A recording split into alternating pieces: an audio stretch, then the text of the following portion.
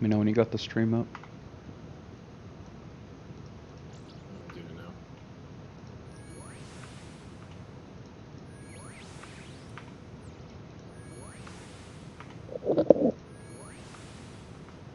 now. Yeah, it's up now. Okay, do you hear any audio from the game? Nope.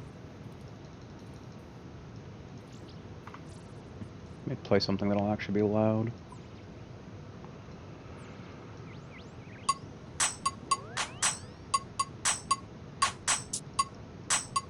I hear that. Okay. So in-game audio's working. Do you hear me on stream doubled? No. Okay, I need to fix that then. It's probably a Discord setting that's bugged. When I say bugged, I probably just haven't set it to be the right thing. Yeah, that's what it is. Input microphone out. Oh wait, no. That should be. Do you mean I can just hear your voice on stream? Because you said doubled, so... Well, you're hearing me in the call, and then you should also be hearing me on the stream. Oh, I thought... Yeah, no, I thought you meant I'd be hearing you twice on stream. I thought you meant doubled. As in... No, that's fair. So you can hear me on stream. Yeah, I can hear you on stream, Okay, yeah. alright. Alright, so stream audio is working. The one more thing I have to check is to make sure the noise from my browser over here isn't coming through. So let me know if you start hearing... Holy shit! That was loud. Let me On know your if end it was. let me know if you start hearing some loud-ass music.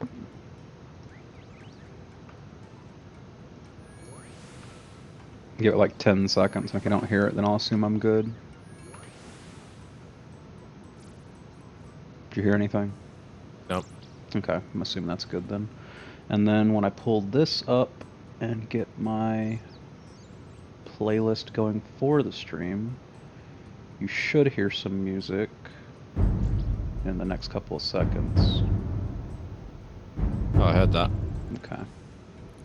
Let me know what a comfortable volume for it is. Like, can you hear it right now fine on stream, or is it too quiet? Actually, no, let me play a song that starts off louder.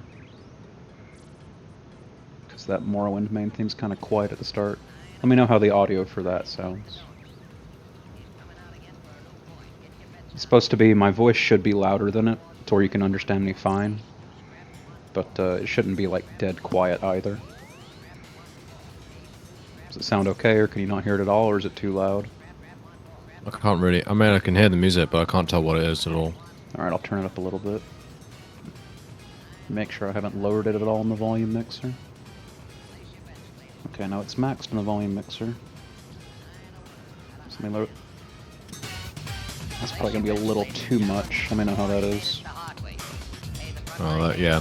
That change you just did in the last second was too much. That's a single increment increase with the mouse wheel on YouTube. But it's mostly that your voice is really quiet. Yeah, Tony was saying that too. I don't know why it is. I don't have myself set quiet on anything. The audio and my voice is perfect. You can hear my voice clearly, and you can hear the audio in the background. There's no... I think I can boost my voice. Let me do that. Okay, this should be way too loud. Let me know how that sounds. Oh my god, I'm burping. Oh, that's fine. That's fine. It's not too loud. I mean, it's loud, but... Okay, I can lower it a little bit. Just let me know what a comfortable sound, like, volume is. No, whoops. Keep it. How's this? It was at 12, now it's at 8. 0 is baseline, so it's, and like, I wouldn't say 8 times louder, but it should be significantly louder than it was. Is that fine, or is it too quiet still, you think? No, I think that's fine. And I sound normal in Discord on your end, right? So, like, I'm normal volume on Discord, but quieter on stream? Yeah, it's just that. Okay. So, yeah, I sound fine now at 8. Is that what you're saying? Yeah, I think probably similar. Okay, let's get back to getting the music to be the right volume. Where was my volume? How's the music now? Just like background noise. But if you were focusing on it, could you actually like hear the lyrics and listen to it? Not over your voice, but yeah. I can try to get that a little bit louder then. That's a little bit louder. How's that? I'll keep talking inanely until you say something and you can keep comparing it. Does that sound alright, or is it a little, okay. little too... Okay, good.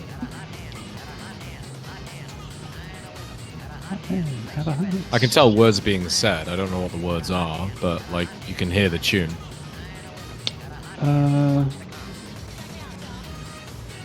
Let's try a louder song and see how it is. I'll skip ahead. That's not a very loud part. Okay, how's that? It's a song from Doom Eternal, so it should be decently loud. It's actually not loud at all. There we go. That part should be bassy and loud. How's my voice sounding over it? Does it sound fine, or is it too quiet, or is it too loud? It's the music is probably too quiet. Your voice is really clear. Okay. I'll raise the volume of the music a little bit then. Remember, I don't want the music being like ultra loud. It should be background sound, but it shouldn't be like inaudible. Oh, it's not inaudible. It is just clearly background sound. Okay, I've raised it another like decent little chunk. I'll probably just leave it there. You were saying it sounded fine earlier, just kind of quiet, so it should be decent now. I'll just let that go. Probably fine. So you said you were working all day? Yeah. Pretty much. I'll be working all day tomorrow. It's a long day tomorrow. I'm coughing today, I don't know why. Did go out and do some shit in the yard earlier. I wonder if there's a lot of pollen or something.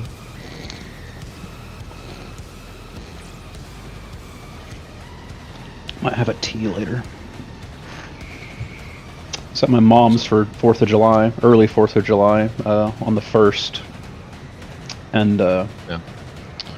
they got, they were gonna have a whole shindig, and then there was like a storm and their power went out and a bunch of people canceled because of the storm. But, so they had a bunch of things bought, like snack foods and like drinks and stuff. And they had a sweet tea bought, they had sweet tea bought, but they also had an unsweet tea bought in case people drank, you know, just regular black tea. And nobody showed up who would drink the black tea, so I took it.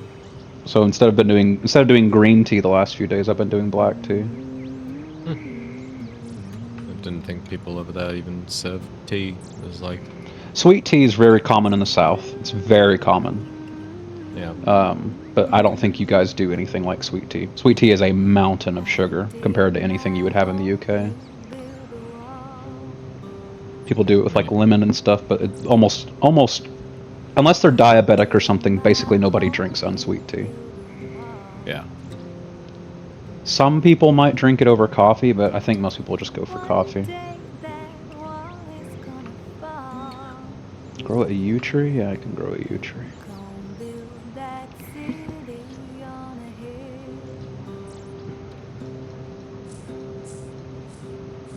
I do feel like I missed out by not playing Bastion. It has a great soundtrack. It does have a great And the soundtrack. game is supposed to be good too, but I've just never played it.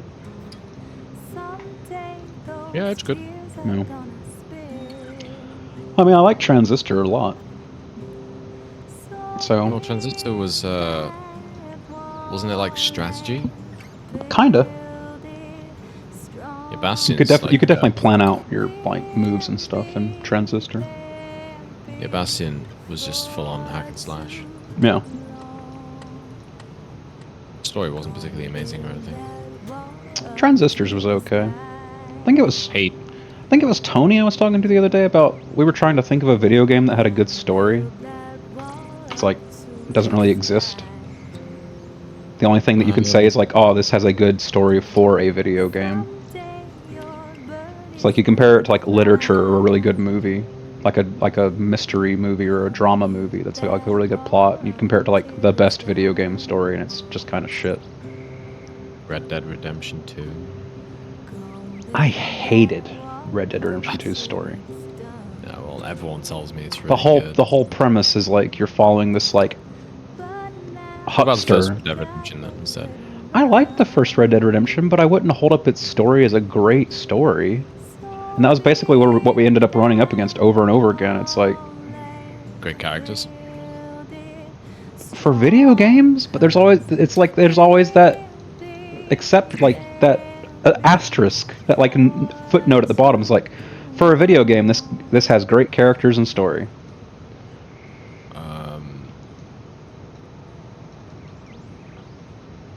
Disco Elysium. See, I didn't play Disco Elysium. I've heard it's good, but I haven't played it, so I can't say one way or the other. But I did reach the point where I was like, some of the older, like in the 90s and really early 2000s, a lot of those like text-based RPGs, some of those had solid stories. Like I was thinking of like Arcanum. Arcanum's got a solid little plot. But even Arcanum, which I think is probably one of the better video game stories, it's kind of just generic. Like if you were reading like a sci-fi or a fantasy novel, it would be middle of the road, and I think it's one of the better video game stories. Like you wouldn't run out and tell your friends, "Oh, you got to read Arcanum. It's got such a great story." You just be like, "Yeah, that wasn't a waste of time." That's what I kept running up against when Tony and I were trying to think of games with great stories. Going through this article, which games have great stories? Oh, Shadow of Colossus is number 11 out of 30. See, that's what happens. People talk about games with great stories, and what they're really talking about is atmosphere. There's a billion games with fantastic atmosphere, but I can't think of a single one that has like a standout, stellar story where I'm like, holy shit, that made me like emotional. It's gonna stick with me. Like I can't believe that happened. Like I can't think of a single example. Well, those are games with like good narrative. Like Dark Souls has really good narrative. Yeah. But it doesn't really have a good story. Yeah, there's a lot of games that have like really good lore, like the Elder Scrolls lore that they never actually do anything with in the games. It's fantastic because the guy who made the lore was like high off his mind and just like sat in an apartment for like 2 weeks, eating shrooms and taking LSD. Lore is, like world story or all that. Yeah, shit. yeah, it is. That's narrative fair. is how the story is conveyed to you. So, Dark Souls is great because it's like item fucking descriptions, which is a bit shit of a narrative. But when you walk around, you see the world. I agree with you that Dark Souls has a really good like atmosphere and lore, and like there's information out there that you can like put stuff together and it kind of clicks together. And like, oh, that's why that was that way. And actually lost my train of thought. What was I going to say? It's not a particularly good story. It's just the way the story is conveyed to you. No, the story sucks. No. The story is literally you got to go ring some bells, and then after you ring some bells, go kill 4 bosses, and then go kill the main boss. The story sucks. The narrative is good because how the story is conveyed to you is done through conversations, but also nothing really needs to be explained to you for some things, not everything. That's what I was going to say. I think Dark Souls and Demon Souls get a lot of credit because they were like the first game that all of their lore wasn't just like slotted into a codex. Yeah. Or like an instruction booklet. Yeah, like you naturally discover it, and some of it you would never discover because it's tied to a drop rate, and it's got this like important paragraph of text tied to an item that has like a 2% drop rate. Yeah, and that's why I think it's a good narrative because you can naturally discover it. And you can see names like Seath the Scaleless or whatever, and then you randomly find him in a library, and you're like, oh, what the hell? And then something clicks. And you're like, where'd all his seats go? Where'd all his scales go? And that information's in the game if you like look at enough item descriptions. One of the Persona games, I've never played them personally. I'm told Persona 5 is amazingly cool. I played Vika will like go to war for Persona 5. I've heard it's good. I haven't played it. I played a bit of 4, and I watched, I think, Ima stream Persona 4 back in the day, and it was like a generic anime story. Yeah, like Persona 4 like it looked fun to play, but the story wasn't anything I would like. Again, it's not something I'd go out and tell my friends, "Holy shit, you've got to like read this book." Yeah, Persona 4 is on this list, but one of my friends played Persona 5, and he was like, honestly, it's one of the best games I've ever played. And I was like, oh, okay. I think that's probably true, too. Get around to it. Telltale's The Walking Dead. That's fair. I think especially the first one. Yeah, first one's the best one, hand down. I'd say that's definitely... That's top 3. That's his strongest contender. Yeah. That's one of the few games that it's like, if I had a friend who really liked, you know, stories and stuff, and I might be like, you should try out Walking Dead. That's a good example. I didn't think of that the other day when I was talking to Tony about it. That might be one of the only examples, though. Because you talk about story and shit, is The Walking Dead just really good characters? Or is it actually a good story? Oh, it's definitely characters. Because, like, Tony and I joked about Last of Us. It's like, Last of Us has a dog shit story. It's generic as hell. But, like, Troy Baker and what's-her-face, who does Ellie, do a fantastic job acting it. The story's shit. The story is generic shit. Yeah, you still remember the Clementine will remember that stuff. And yeah. You still remember the ending of how... What was his name? Ethan? No. I can't remember what his name was. The black guy. The guy you play as. It doesn't matter. It doesn't matter. I'm trying to think. What was his name? I don't know, but I still remember Clem the ending. says it like 1,000 times. Lee? Lee. Yeah. It was Lee. Yeah, you still remember the ending. Lee dies and Clementine either leaves him or shoots him, and that's just like impactful. I left him. Is that story, or is that just Clementine's a good character and you became attached to her? Clementine and Lee are definitely good. In theory, Clementine and Lee are definitely good characters, and I think it's probably the case that the story doesn't really do anything interesting because it is just a zombie story. I want to use a different word, and instead of story, it makes more sense to me to use plot.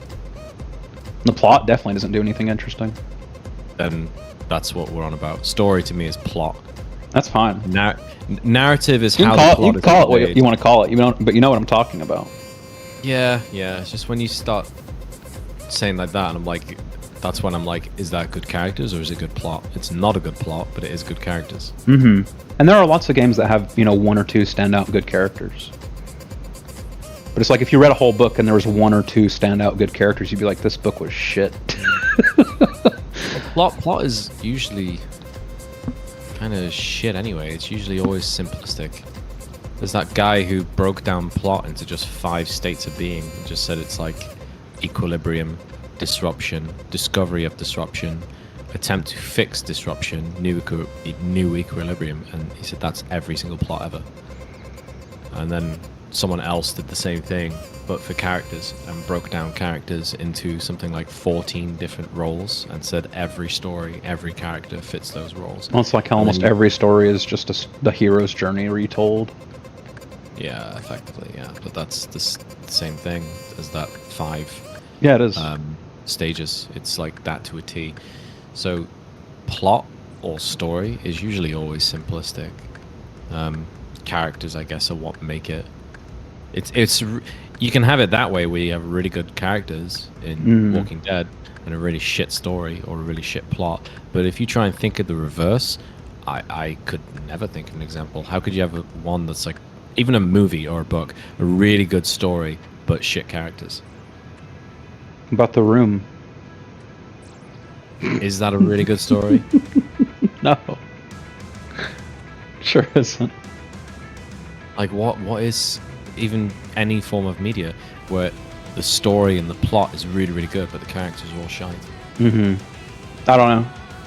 This probably is an example, but like I think that's really difficult to do. I think especially in like visual media, like TV and movies, I think it's so important to have good actors that even if a story was really standout awesome, people would never be able to look past how shit the acting was. Yeah, I mean, yeah, definitely. And I can't think of a movie that had an interesting story that had good actors, but the characters they were playing weren't interesting either. Like, I can't think of an example of that either.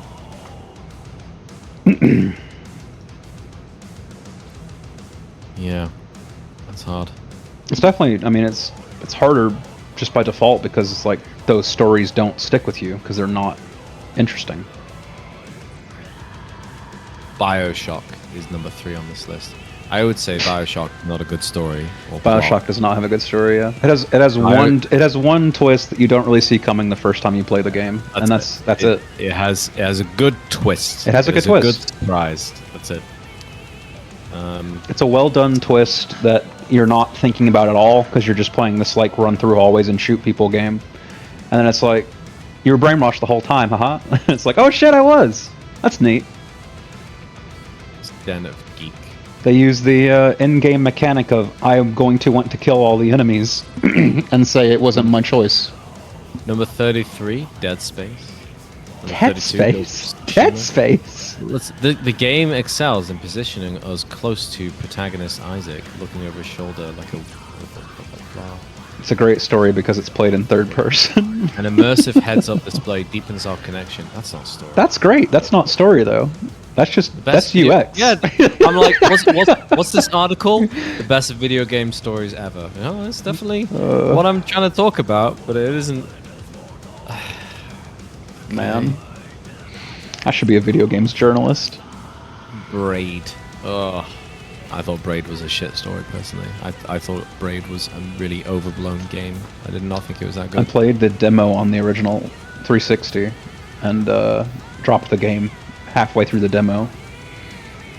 Yeah, it's so like the game was up its ass.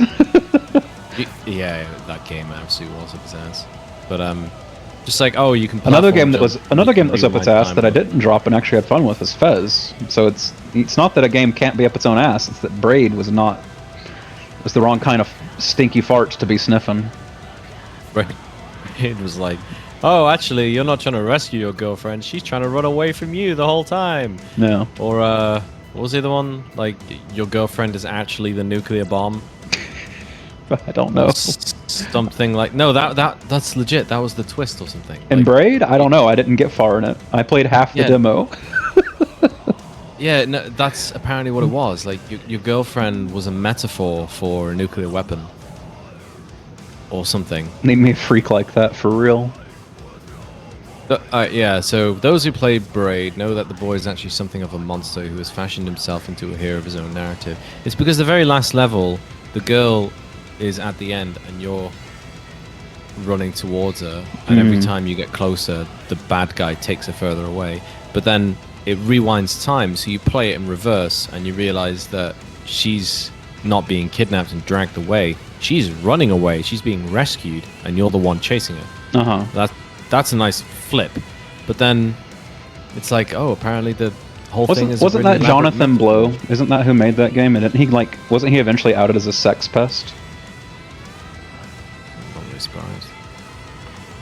Firewatch. If I'm not wrong, it definitely lends a new lens to that. Oh, Spec Ops: The Line. To be fair, that was a good story. It was a good twist. It was a good twist. Thinking about it, it was just the twist. The game was okay, and then the twist was good. Yeah, it was. It's like how the twist in Dead Space isn't good. The game itself's really good. It's got a good atmosphere. It's moody. It's got fun combat. But the twist in Dead Space is stupid. It doesn't do anything for the game. Hades?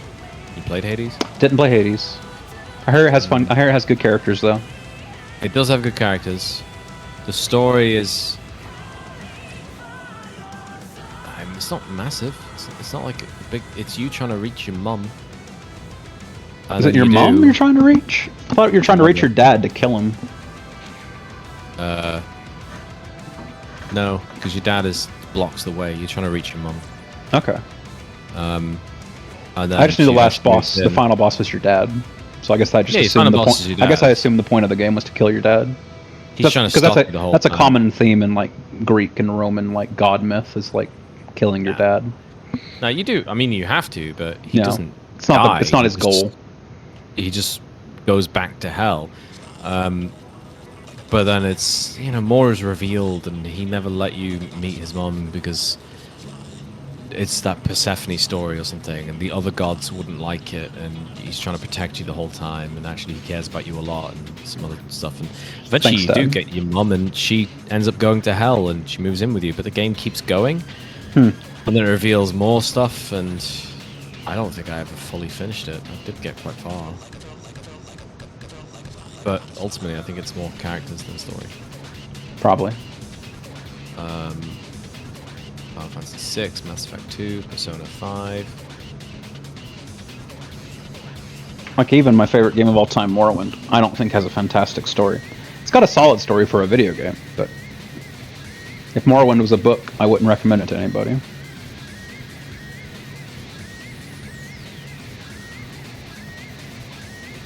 What remains of Edith Finch? Yeah, Tony looked up a list like you did, and it had a lot of walking sims on it, and I was like, oh, is it an allegory for depression again? And it's like, oh yeah, it's an allegory for depression again. Walk around for 3 hours while I wax poetic about how sad I am. Oh, here's Disco Elysium. Yeah, Disco Elysium is supposed to be good. Our protagonist is a cop. An ironic choice to lead a story about one man's praxis in a world shattered by ideologues of all kinds. He has a job to do. It's not really a description. Silent Hill 2, Chrono Trigger, The Last of Us Part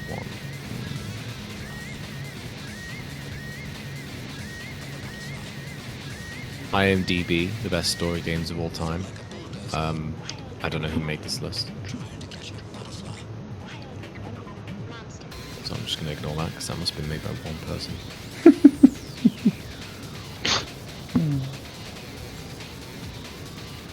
Fuck that one guy.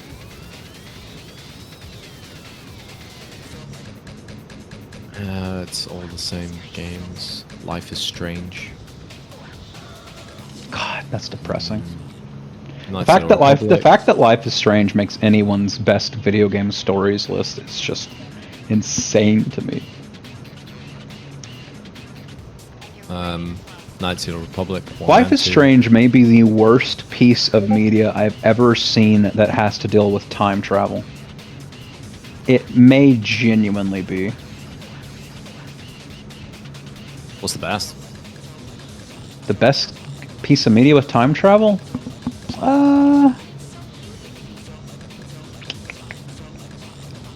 That's a good question. You ever watched Primer? No. That's the one that immediately popped into my head was Edge of Tomorrow. I liked Edge of Tomorrow, but I liked bits of the manga more. See, I didn't ever read the manga, so can't compare it to the movie. I liked the movie though, and I liked their take on time travel where it just looped. Because then you didn't get any bullshit like plot holes because you're just looping the same day over and over again. It's like Groundhog Day. I love Groundhog Day, but I don't know if you really consider that a time travel movie. It kind of is. Kind of is, yeah. Loops the same day over and over again. It's kind of basically Edge of Tomorrow. Yeah.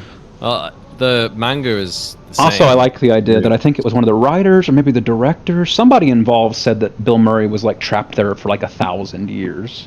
And I liked the idea a lot of that. Yeah, that's why he learned so many skills and all sorts of shit. But yeah, the manga of the thing is more about him learning to be a good soldier. I'll commit to it. I'll say Groundhog Day is my favorite piece of time travel media. And I think Edge of Tomorrow's up there. If I saw a list of like all games and movies and books that dealt with time travel, I could probably pick out some better ones, but of the ones that popped into my head, probably Groundhog Day. Yeah. I don't think it's a controversial opinion, but I definitely think it's a good one. Primer is about two guys who invent time travel. Mm-hmm. Or maybe three guys, I can't remember. And it's basically like you go into a box that's kind of like a coffin and it's got like an electromagnet thing around it or something. And time goes backwards and it works at a certain rate so that if you're in that box for an hour, time has gone backwards by like 5 hours or something. So you can climb into the box, time goes backwards, climb out the box, and shit happens. And they use it to benefit themselves a little bit. And then something like halfway through the film, they're driving their car down, and one of them looks in the mirror and is like, "Who the fuck is that? Someone's following us." And it's just like out of nowhere, and it's them. They're following themselves, and you're like, "What the fuck?" And then there's a third car, that then start shooting at them and themselves get run off the road and then get shot, and then the car chases them and they're like, what the fuck is going on? And you have no idea what's going on. Like, you don't understand where this car has now just come out of nowhere and they're trying to be killed because there's no enemies. They don't like do some dodgy deal to get the funding or anything. Like, just out of nowhere, people start trying to kill them, and then they escape into the box to try and survive, and then he goes back in time and his friend dies in the box or something. I can't even remember. And then the film just ends with him back in time bumping into the original timeline 2 and them freaking out and seeing him, and then the film just ends and you're like, what the fuck just happened? And it's I remember seeing like an article, like someone explaining to me, and it's like, oh, so what happens that you don't notice is that halfway through the film it switches timelines. That you are watching from the very beginning, time travel has already been invented and you're watching one of the resulting loops. You're not watching the original 2 people. Okay.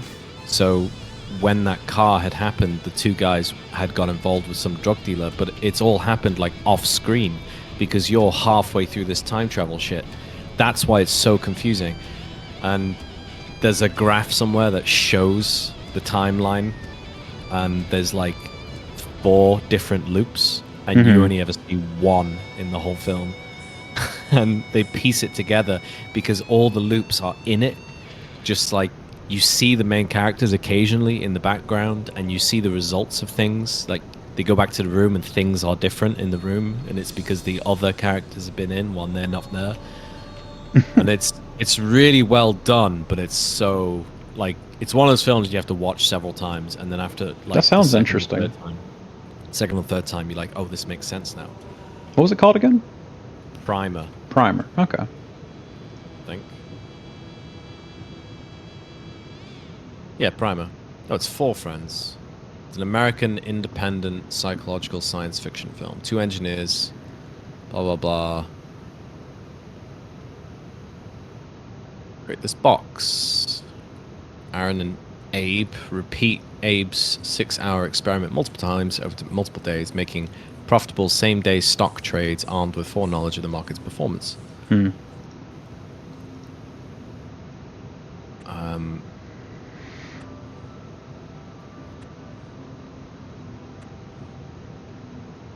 Yeah, because it's like that bootstrap paradox. Like they meet someone who, what does it say? Granger, whoever Granger is, falls into a coma state after being pursued by the main character, and the main character theorizes that at some unknown point in the future, Granger has entered the box with time-altering consequences that has resulted in him for, like, shit has happened immediately in front of him, but it hasn't happened yet.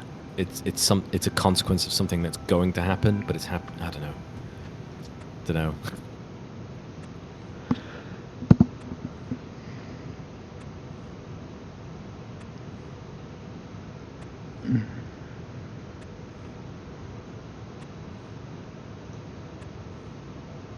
So when's your next day off?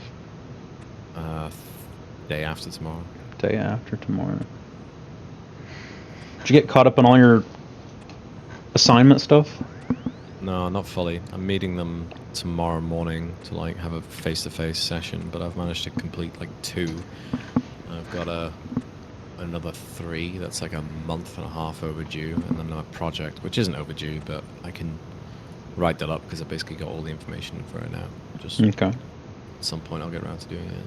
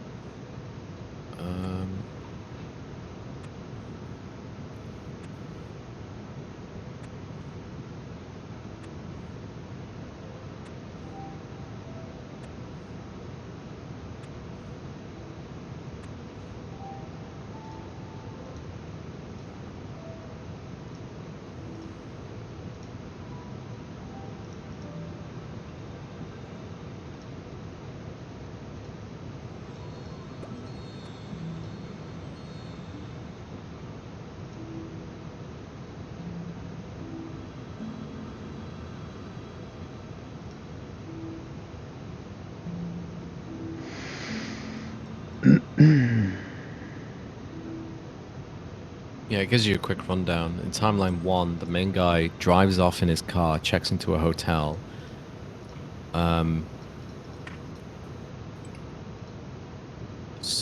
The other guy is undisturbed, so ends up going to work. First guy checks the stock prices, returns to the storage facility 6 hours later, and then enters the time machine at the end of the day. And then the second timeline is he exit the box, but because in the first timeline he took the car, he can't take the car, so he takes a taxi, and then something else happens, and then something else, and that's like a consequence. Another person has taken the car, so you don't end up watching the film until like timeline 3 or 4. So all these other things have already happened. And he, like, you watch the third guy come out, and he's like, "Where's my car?" And you're like, "Where is your car? Like, what? What's going on?" I don't know. There's another film, Coherence. I think it's Coherence. It's not time travel. Mm-hmm. Yeah, Coherence. That's all about like parallel universes. That one was pretty cool. It's a lot more straightforward to understand because it really like spells it out what's going on.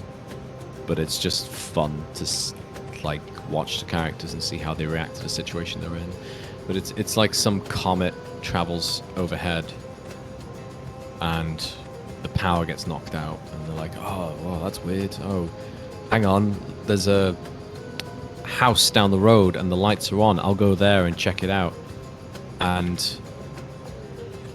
someone runs down there and looks through the window of this other house, and it's them again. That rings a bell for some reason. They're having it's all the same characters, and he's like, "What the fuck?" And then it's basically like, you know, the BioShock Infinite with like all the lighthouses and stuff. Mm-hmm. It's that, but it's their house. And there's like an infinite number of universes and an infinite number of party of people, and it's cool because they figure out what's going on, that all the worlds are colliding somehow because of this comet, and they're like, "Oh, but if you leave and go to a house and then come back, how do you know you've come back to the same group of people, like that it's your world? It's like sliders or something." I'm probably misremembering the ending of BioShock Infinite. But I remember being so underwhelmed because isn't the ending of BioShock Infinite literally just Elizabeth going, "Oh yeah, there's multiverses, by the way." Yeah, and then she's like that's "You the need to big die reveal of the game. It's like, "Oh, there's multiverses. There's Yeah, there's an infinite number of us, Booker." And she knows because And I'm like, "Yeah, okay, cool. a little So finger what? is in one universe or something." I was just so underwhelmed.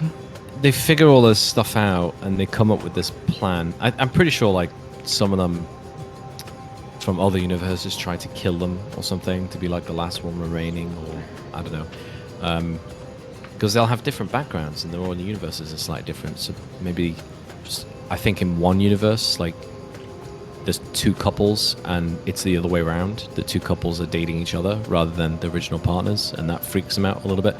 Mm-hmm. To see how their life could be so different.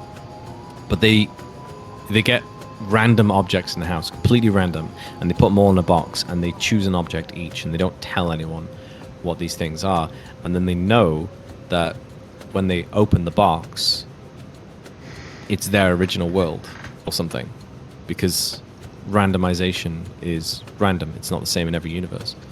And then they go through all this shit, and then right at the end, they open the box, and like 4 of them are correct and 2 of them aren't, and they look over and the film just kind of ends because 2 of them's like, "Whoa, I chose a duck and I didn't choose a pair of dice." It's something.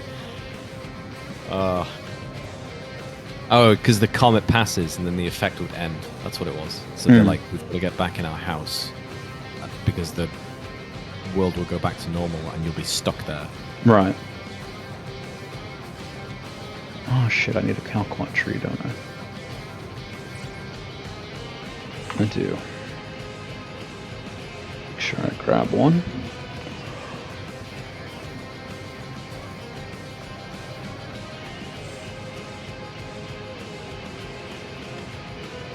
Best stories: Tomb Raider, Dishonored, Assassin's Creed 4, Tomb Raider? Fable. What?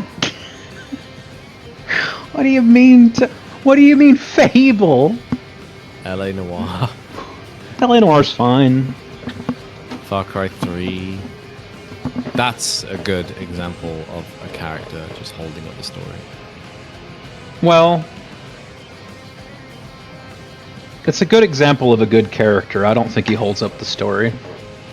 And I think, to be fair to Far Cry 3, I think that game did not need to have a good story. It was just a fun game that unfortunately caused every game that came after it to be the exact same formula, because everybody liked Far Cry 3 before they got tired of the Far Cry 3 formula.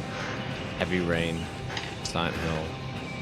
Heavy Rain is a shame, because that game is fine right up until it's revealed who the killer is, and then instantly like 7 plot holes open up because he did stuff. The killer in Heavy Rain is one of your playable characters, and he does shit that, if he's the killer, didn't make any sense. So he's just trying to have his cake and eat it too, by like, oh, you'd never guess who the killer is, because he's intentionally put shit in the game to where he couldn't be the killer, and then it's revealed he's the killer anyway. And it's like, oh, you didn't guess who the killer was, did you? And it's like, no, I didn't, because you told me explicitly it wasn't this guy. It's like, great, good job, bravo, David Cage. And that's probably of all of David Cage's games, that's probably the best story, because it's fine right up until it's ruined. You know what? Actually, Indigo Prophecy has a better story, but it has the exact same problem. You reach a point and it just destroys everything by fucking up everything, by suddenly your character becomes Neo from the Matrix. Oh yeah, because you have the power of the crows, and then you can travel through fucking universes and fly. Yeah. Indigo Prophecy probably is the best story David Cage ever did. And then it ruins itself. And then Beyond Two Souls is just dog shit. And then Detroit Become Human is a fun premise that he does nothing with that's interesting. Because for some reason there's like no one in the entire game who points out that, like, my toaster thinks it has rights. Why are we entertaining that my toaster has rights? Like, no one in the entire story takes that line of thought. Apparently Disco Elysium... Even bad guys don't take that line of thought. Disco Elysium, instead of having a good story, it has really good writing. That's what it is. Yeah, that's what I've heard. No one talks about how the good writing is. No one describes why the writing is so good. Apparently the characters are really well fleshed out, which makes sense because it's a mostly text-based game, I think.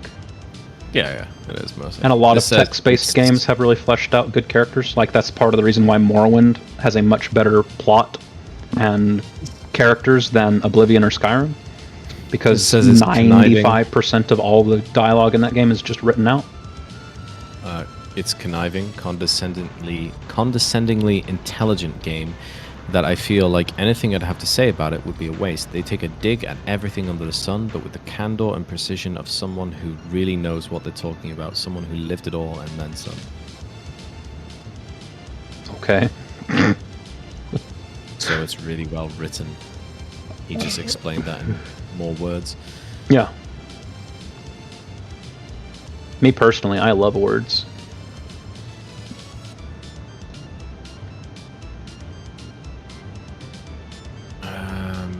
Mass Effect, all of them. Dragon Age, all of them. Pathfinder, I don't know what that is. Siberia.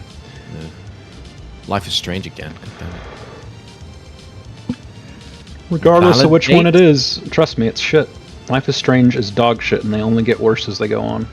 Although I will say I don't actually know the one about the, like, Mexican brothers. I can't verify the story is shit, but I'm just gonna go out on a limb and say the story's probably shit. A Plague Tale, the sequel. I don't know. I haven't even played the first one. I think I own it. I watched through a cutscene movie of the first one. It seemed very generic. An older sister has to, like, save her little brother or little sister. I don't even remember the sex of the kid. But Immortality. Yeah. Don't know what that is. By the guy. It's by this guy who also made Her Story and Telling Lies, and they're like an FMV. Her Story is shit. Immortality. Players are tasked with restoring 3 films that were never released to the public, all dealing with missing actress Marissa Marcel. Just like Sam Barlow's other indie games, Her Story and Telling Lies, these films are showcased through real live action video clips that the fans need to watch and study in their restoration efforts. As they do so, they uncover the mystery and truth behind Marissa Marcel herself. The secret narrative to the game doesn't at all hold the player's hand, offering itself as something fans will need to think about in order to figure out. Unlike Pentament's apparently good writing, story and shit, there is a true ending lingering in the narrative, but fans will likely discover it before they have all the pieces. This makes Immortality into a thrilling mystery that will leave players thinking, but viewer discretion will need to be advised regarding if this game is for them or not. Pentiment is definitely could have wrote that last sentence a little bit better. Yeah. When you get clogged up on a sentence like that, it just means it's poorly written. I just really didn't understand this point. Viewer discretion needs to be revised regarding this game is for them. Why? I think he was just trying to be witty. Yeah. Trying to be like, oh, you gotta hold on to your boots when you're playing this video game. It's like, oh yeah, do I? Meant to be really well written, and it has a story and everything, but the weird thing about it is like it's a murder mystery, and it's set in the medieval time, and it takes place over like 15 years or something, and you play this character, and then the first arc is someone getting murdered, and you eventually leave the town or something, and then you come back again, and someone else gets murdered, and it might be the same person who did it as before because there's similarities, and each time you have to choose like the culprit and decide who's guilty. And then they get hanged or killed, or consequences happen because of your decision. But ultimately, there is no way. You're telling me it's single player Secret Hitler? Single player Secret Hitler. But ultimately, there's no way for you to actually know who. It's never revealed. Oh. Like you don't know who the murderer is. What if I'm the murderer? You're not. Okay. But like, there's a bunch of people who. What if I have amnesia and I actually am the murderer? Oh, maybe. What if it's heavy rain? Yeah, there's a bunch of people where they all have motive, they have opportunity, but then their stories develop more, and you realize, oh, it's not actually what you think. You it's just how it's what you call it, unreliable narrator, or whatever, where it's like, oh, you've just interpreted it the wrong way. But yeah, ultimately it's never actually revealed, so the murderer is who you genuinely think it is, in your opinion. Dude, because nice. that's as close as you'll get. And you could be right, but you could easily be wrong, and someone else could argue with you and state their case and say, oh, actually, it's not the priest, it's the school teacher or something. I don't know. There's no way you'll actually know. But the figuring out who the murderer is not the point of the game. I mean, it's the point, but it's not the main experience. Like, it's Why did my playlist stop being a playlist? This game's chaotic. Norco, I don't know what that game is. Oh, there's Pentiment.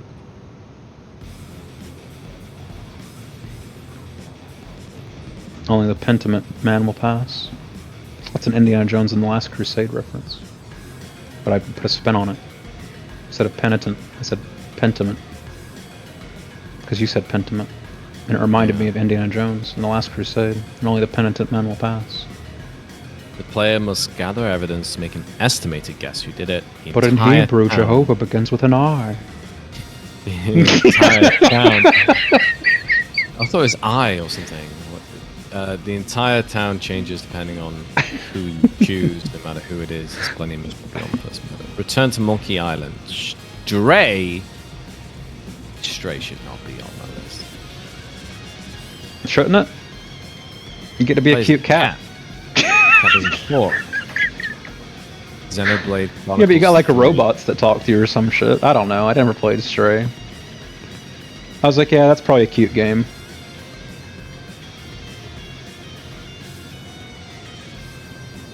And that was the extent of my hot take on Stray. I was like, yeah, that game's probably cute. Portal 2. Really? Okay. Over Portal 1? It gets worse. Next on this list do is they- Middle-earth: Shadow of Mordor. They're just picking games that have stories at this point. Yeah, Witcher 3, Knights of the Old Republic. Witcher Ghost 3's of fine. Tsushima, That's okay. Call of Duty: Modern Warfare 2. I still think that Witcher 3 is really just the characters in it, though. I don't think Witcher 3's story is particularly interesting. It's neat, I guess. It's like, you gotta save your daughter Fu because basically hell is trying to capture her because they're time-traveling elves. Yeah. It's like, give me an excuse to kill some elves and I'll be there. Spider-Man, Uncharted: A Thief's End, God of War. Oh, these are just games with stories in them.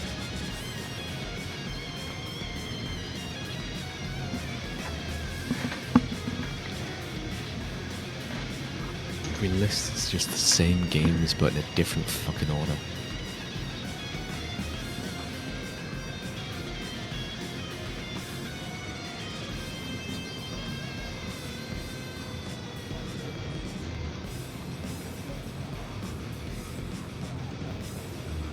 People keep mentioning Firewatch, but I heard that game was a massive letdown. It's another walking sim. Yeah, but like at the end, apparently there is no mystery. Like it's just you being stupid or something. It is. Without spoiling anything, it is. There's like 3 subplots in Firewatch. And none of them have an interesting payoff. Oxenfree. I've heard a lot of good stuff about them. This is just a random. I've never heard of Oxenfree. It's a pointy, clicky game.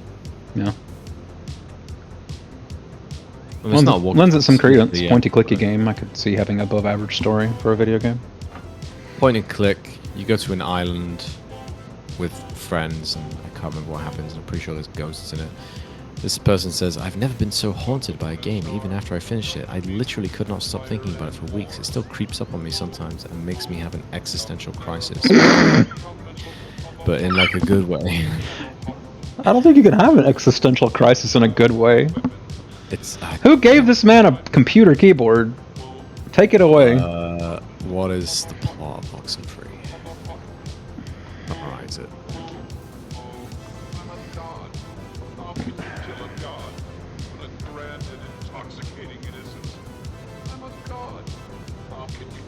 Basically, every example I think of, I have to stop myself and be like, no, that's actually just the lore.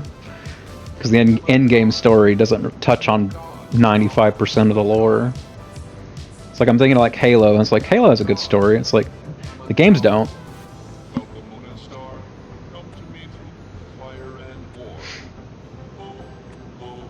I just think Halo has a good story because I know all the background info on it. At least up to a point. Up to around Halo 3, I know all the background info on it.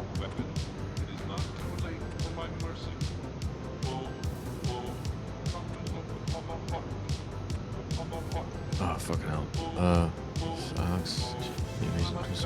But yeah, Tony and I went back and forth on that for a while. We never really thought of a game that we thought had a good story. Or at least a great story. I think you with The Walking Dead 1 is probably the closest to something I'd agree with. Apparently the twist is that all the ghosts on the island are not actually ghosts, it's a time travel thing. And it's like either their future selves or their past selves. Hmm. And that's why you have an existential crisis of like, do I exist? Don't worry, you do.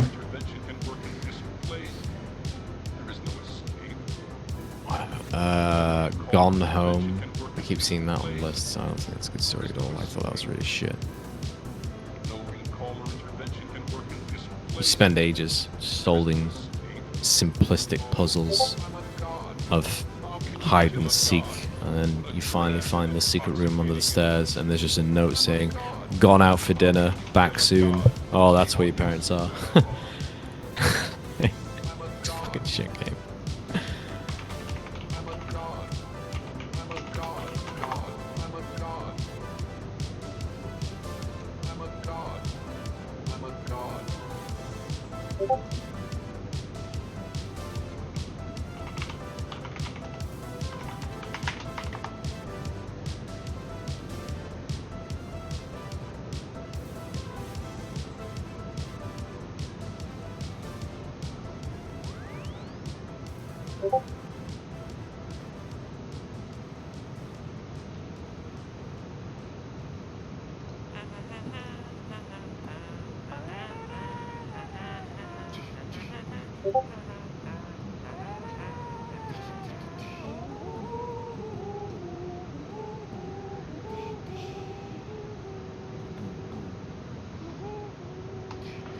People also ask, what is the #1 best video game? Apparently it's Minecraft. Who is Fortnite? Sorry, Fortnite with a good story? Is that what they're saying? Oh, no. Like, I'm sorry, Tyler's messaging me, so I lost the plot a little bit of what you were talking about. it's when Google has that people also ask section and suggests the questions. And one of them is, what is the #1 best video game? And I click on it, it gives me 4 games. And it goes, Minecraft is #1, Fortnite is #2. Weirdly, The Sims 4 is #3, and Counter-Strike Global Offensive is #4. I don't understand why The Sims is on it.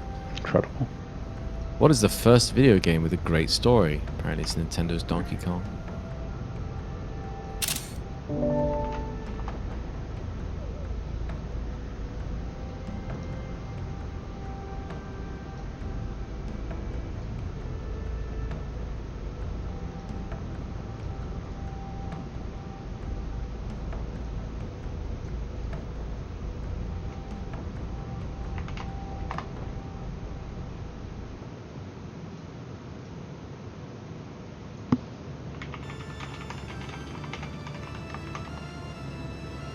Question here that says, which game is never boring? And the second question is, what game doesn't get boring? And yet both questions have different answers. Fortnite. No, the one that doesn't get boring is apparently Minecraft. But the game which is never boring, the game which is never boring is Chess Free. This what game is never boring? Chess. What do you mean Minecraft? I don't know. Google's failed me. Best story-driven video games. Soma. Played Soma. Someone's okay. That's existential crisis game. It is. As Dusk Falls, released last year in June. It is devoid of gameplay. Painted characters. I do think the character and I were on very different terms at the end of Soma. I can't remember what the ending was. You load yourself into a space cannon to shoot your data to like a server on the moon or some shit. But the copy of your mind gets left behind. Oh. So a copy of your mind goes to basically infinite paradise Eden, but I remember. the other version of yourself is stuck under the sea. You're a copy from the very beginning. The original you died many years ago. Every time you duplicate, you're just making another copy. You don't actually Correct. Get to. Yeah. And the like female who's also loaded into your body is like killing your copies every time you download yourself to something new. And then she like fucks up like the second to last one or something, and he finally realizes it. It's like, you've been killing me, and she's like, yeah, but I did it for your own good. And I was like, yeah, okay, I understand, fine. Like, I'm with you. Let's move on. And then the guy's just like having an existential crisis over it. I'm like, brother, every time you go to sleep, basically the same shit happens. StarCraft 2, Gone Home. It's again. Why is this on? I've been watching Star Trek since I was like 7. Every time they teleport, the same shit happens. They're literally destroying your body to put you somewhere else. And then fucking Tuvok and Neelix get spliced together because the transporter fucks up. And then Captain Janeway's like, well, we gotta get you guys back to your regular body. And Tuvix, who's the combination of Tuvok and Neelix, is like, but we're a new entity. You're gonna kill us. And she's like, yeah, but I like my other people. So They rip them apart and put them back in 2 separate bodies. Is there an episode like Galaxy Quest where they fucked up and they just spawn in the teleporter but inside out? There's an episode where they go really, really fast and everyone turns into lizards. Nah. And then Captain Janeway and I think what was his name? Like Peters or something? It's definitely not Peters, but I'll just call him Peters. They get turned into lizards in a space shuttle, and they fuck and have a bunch of offspring. They're all lizards. And they get turned back to humans eventually, and I forget what happens to the lizard offspring.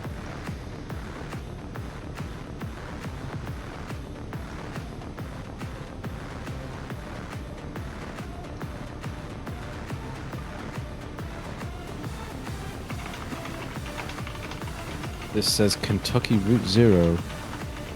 It could have been a bigger smash hit if it actually released the full game at once instead of 5 separate acts with an interlude at various times. Once all the pieces were together, this is probably one of the most unforgettable stories on this list, tied together by a brilliant ensemble of absurd yet hauntingly believable characters. Despite some point-and-click gameplay and dialogue choices, the outcome of the game is fixed. This game belongs here less because it is a game and more because it is art.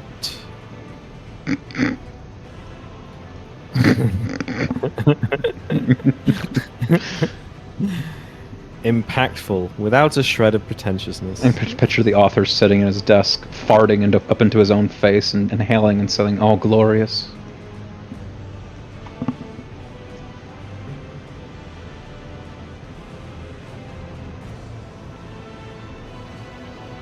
I'm glad that video game journalists get paid like shit, because nothing they write is ever interesting. Half-Life 2, Spiritfarer, Disco Elysium yet again, Uncharted 4, Final Fantasy X, Life is Strange, God 2, damn it. God damn it. God damn it. Final Fantasy 9, God of War 2, God of War 2 or God of War Ragnarok? Ragnarok. Okay. Tales of Arise. What the fuck was that? I'm gonna go out on a limb and say God of War Ragnarok is worse than the first God of War. It's my hot take for the minute. Plague Tale Innocence. The first Plague Tale. It's okay.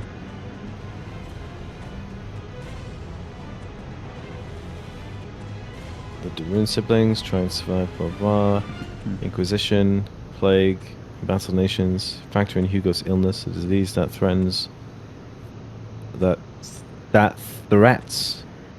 Did an AI write this? A disease that threats all who are close to him, and the possibility of survival is next to impossible. Listening to little Hugo say, "I'm sorry, I'm sick," is heartbreaking. Players naturally feel for his I'm sorry, I'm sick, big sister. I'm sorry, I'm a drag. I don't mean to have tuberculosis and AIDS. Please don't be mad at me, sister. Like the Plague and Dishonored. Coming from the rats or something. Or... You want to know what Plague Tale Innocence is like? Imagine that first puzzle in Half-Life 2 where you have to stack the cinder blocks on the, like, plank to get the physics to lift it so you can get out of the room. Imagine that 60 times, but the whole time you have a little child screaming at you. I thought it had some combat in it, or is that the It sequel? does. It's all stealth combat, though, because you're playing a little girl. Oh.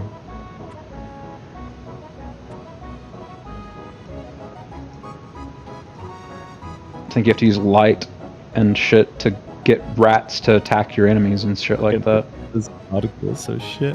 Though it's Walking Dead is on the list, and it's like, hey, you know, our overarching narrative is more than capable of carrying the titles on its back, blah blah blah. Though players initially take control of Lee, it's talking about the first one. Yeah. Though players initially take control of Lee, later installments will see them walking in the shoes of a young woman named Clementine. Watching her grow and mature is an absolute joy, while the harsh and unforgiving world in which the games are set It just sounds like something a pedophile would say. You'll also be able to shape the narrative with it. You just gave me a genuine yuck. Did you realize that? I have to reread this. you'll also be you'll also be able to shape the narrative with the choices. You'll also be able to shape the narrative with the choices. Ah, it's a lucky Red- Billy. A rare thing in the genre that makes it one of the best zombie games ever made. I can't catch lucky implings. Hunter boost. Marvel's Guardians of the Galaxy. And that was a fun game, but I would say it's a good story. Haven toe and kebbit teeth dust. I don't have any kebbit teeth dust. Quick. Run energy. Undertale.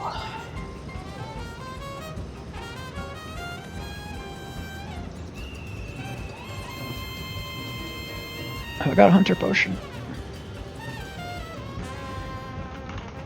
Sure don't.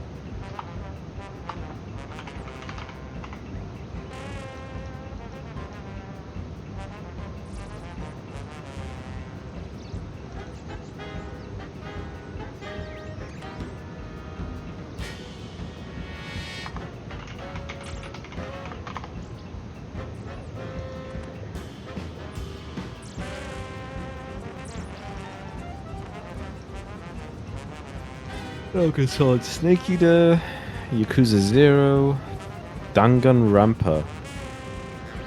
No. Absolutely not.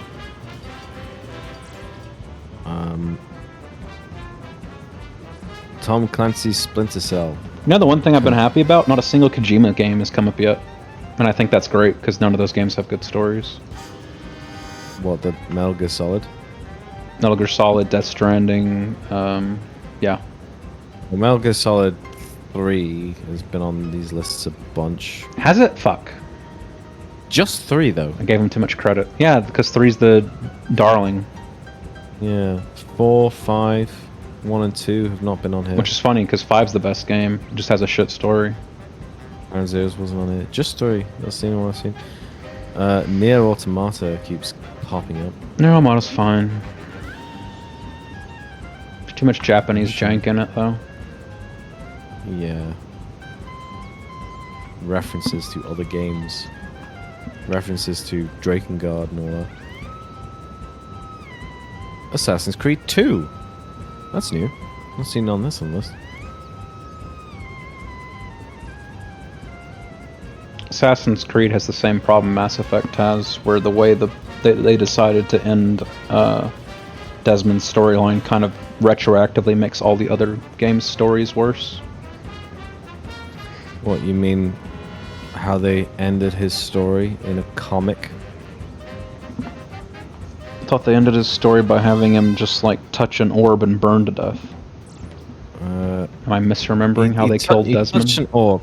Touched an orb and burned to death. And then, was it Juno? Yeah. Or something? Yeah. Was like, okay, I'm in control now, and I'm gonna deal with something. I can't remember what was happening. Yeah, ever since Desmond died, every game's every game's current day storyline has just been about Juno and Minerva. Yeah, so that Juno Minerva became And it's the next. infinitely less interesting than the Desmond, Yeah, the world's but going to end in Juno- 2012 storyline. I have to find a way the to Juno save Minerva Earth. thing has ended. Like Like, the it last has? Yeah. I must really have I not been think- paying attention in Valhalla. Since Origins onward, Juno and Minerva have not been in it. Juno and Minerva are Or- in Valhalla. What are you talking about? It's not. They're not. I remember reading it online because I was like, Someone what the hell lied is to the you. story now? No, they did the other Assassin's Creed games, and it was Juno and Minerva, and that storyline was resolved in just a web comic that was released in between the games. What are you talking about? I'll have to fucking find it.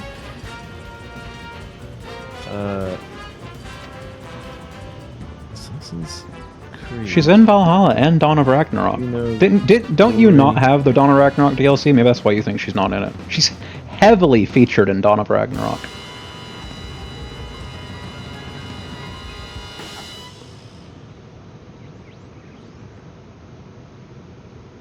Dawn of Ragnarok is all about Odin and Minerva and Juno and all his people, Loki. It says, yeah, and then everyone in the main game is a reincarnation of them. Well, this is from 3 years ago, but it says the entire Juno arc ended in the comics or something. So apparently after Syndicate... Hang on, let me actually read this. 'Cause I can remember my shit. No, that doesn't explain it. Speaking of which, the Shuffle just randomly decided to play Assassin's Creed 2 OST Ezio's Family, which is the best song from that game.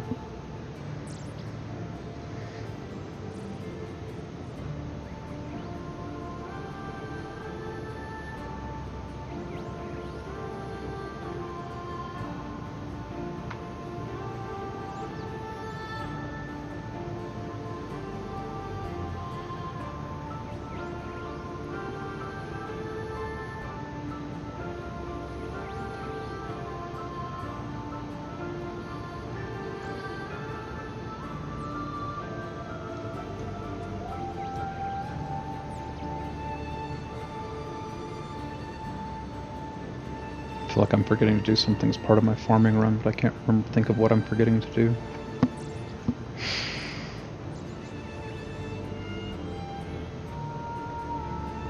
Yeah, after Juno succeeds in her plans to manipulate Desmond to free her, she appears in Black Flag.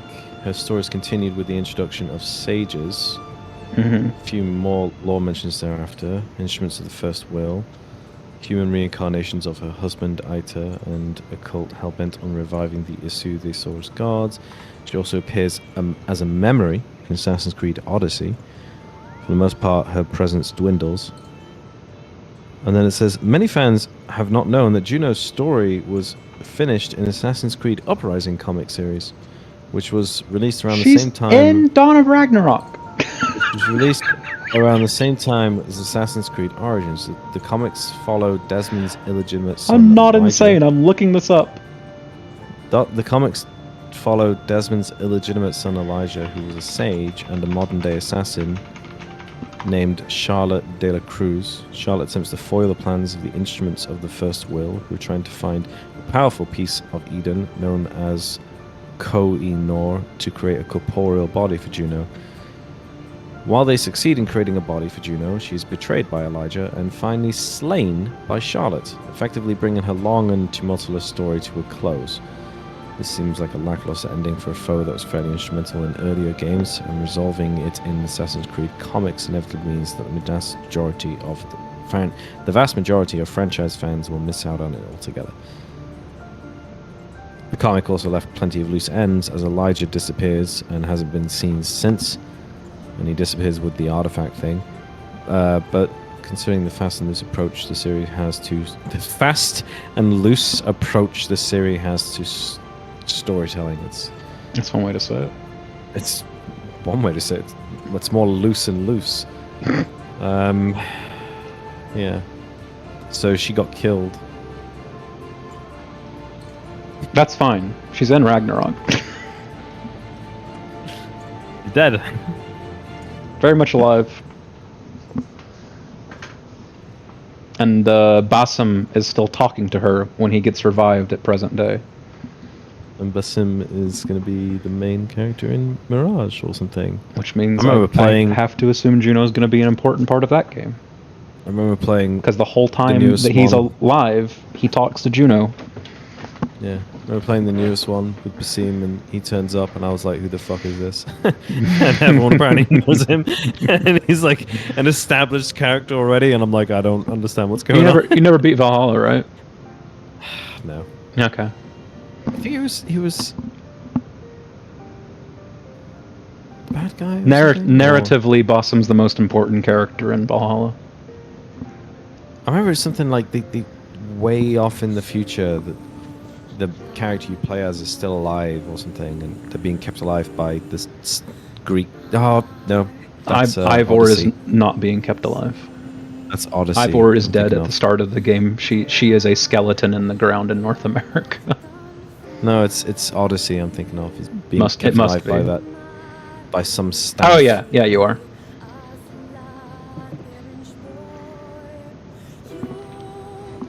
Cassandra gets the staff. Persona 5 Royale. And then whoever it was who had the staff before Cassandra dies.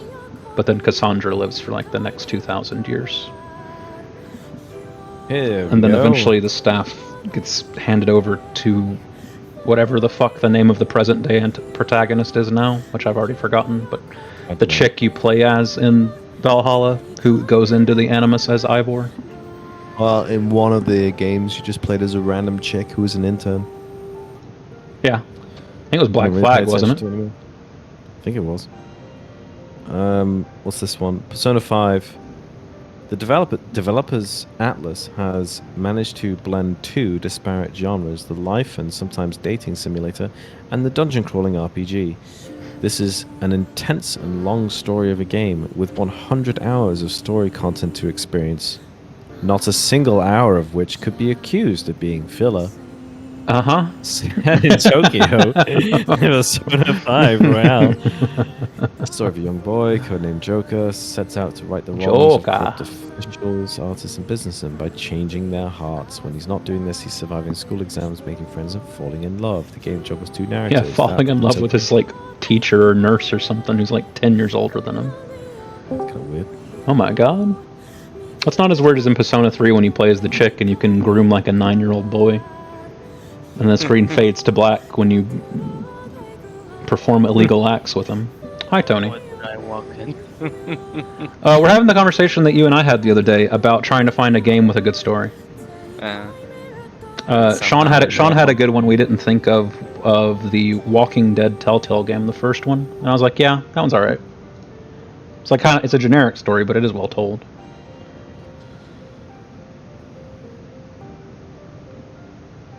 Will Kenny ever get his boat back? Find out. And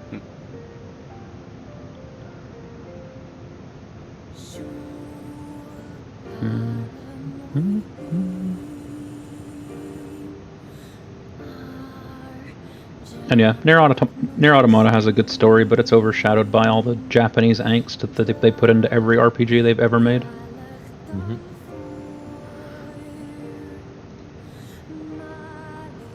I think I can disparage the Japanese. I think that's still allowed.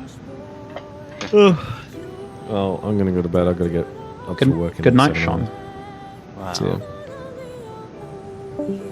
I come in and Sean immediately leaves. He hates you. He hates me. And I will.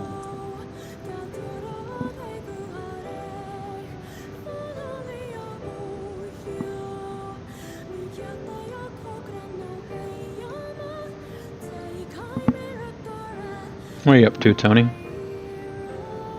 Playing Vidya. What Vidya you playing? I bought Wolfenstein for $6. Oh my god. What a value. Oh, the best song in the whole playlist is on. Let's go.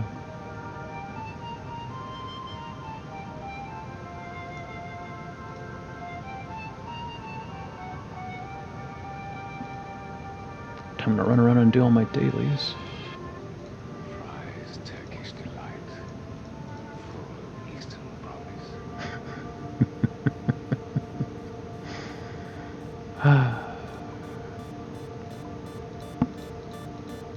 God bless Lemmy.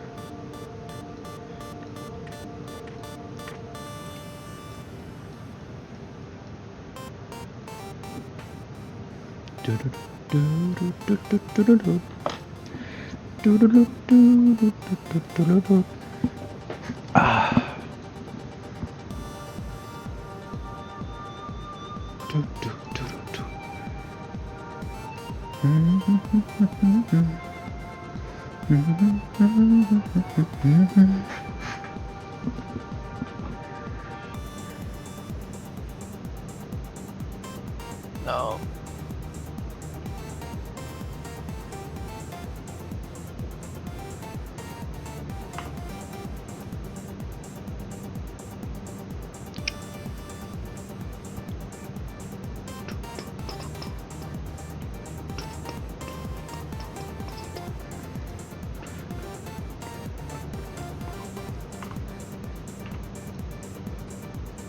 I like Turkish delight.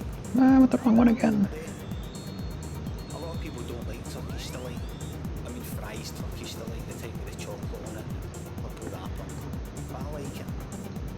A lot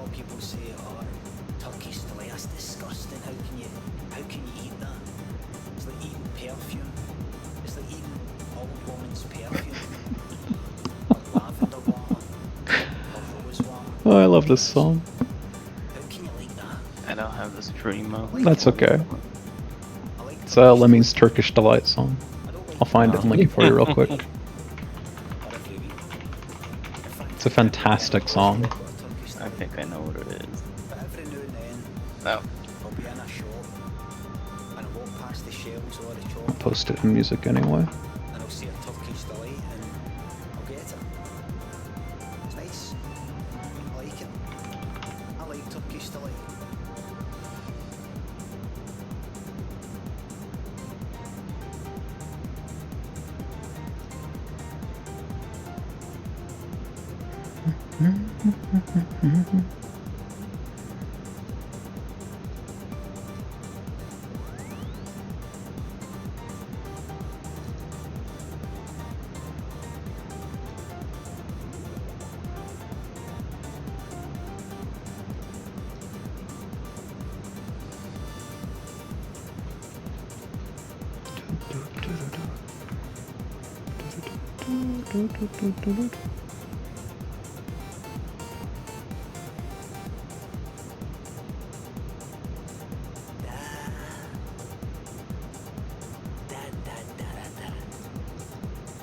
Damn, what the hell? It didn't even tell me I could do Tears of Gothics, but I can do Tears of Gothics.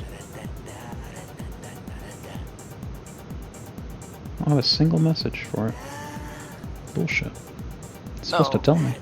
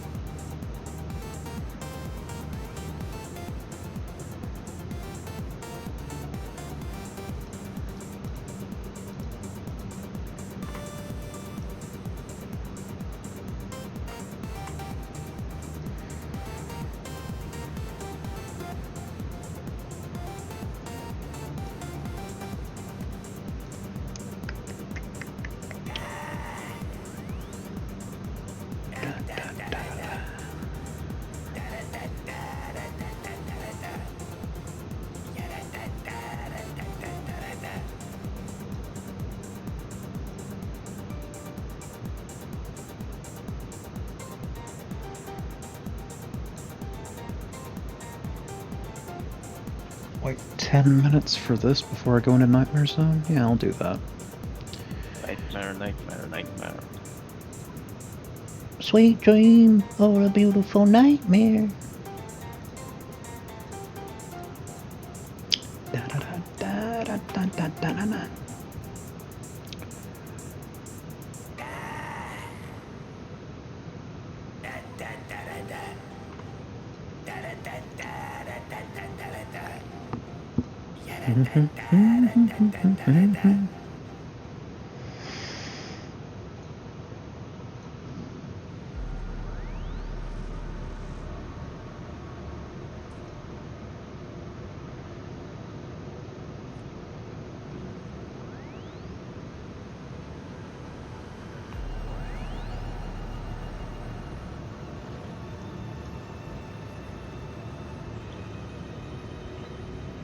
Yeah, I need a ton of points for Nightmare Zone.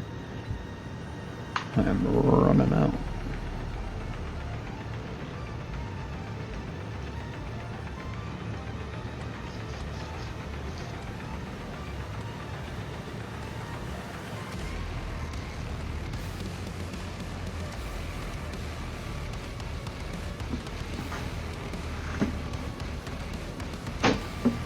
Got a free McChicken earlier today. should say like an hour and a half ago. Delicious. Love it when it's free. Even bad food tastes good when it's free.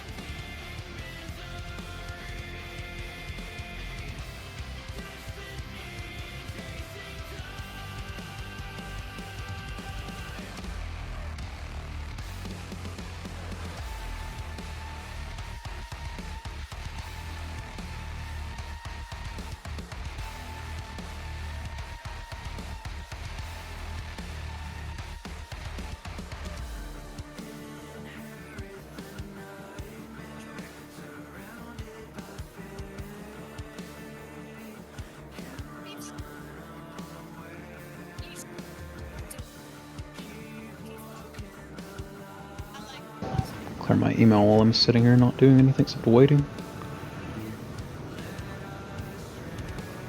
Unread only.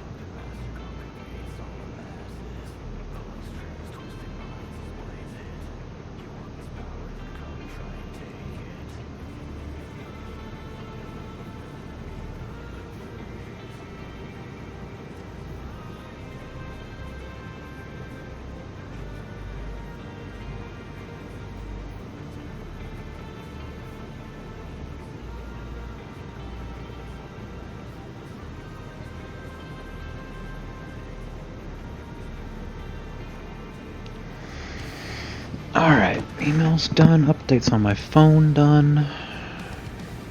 3 minutes still. How about my watch battery? Needs a little bit of a charge. Let's do that.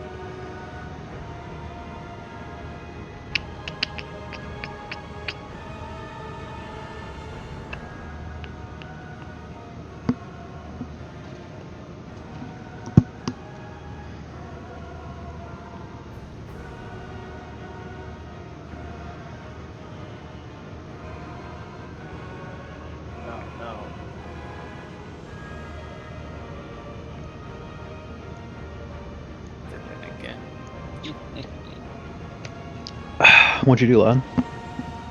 Down the shaft. Don't do that.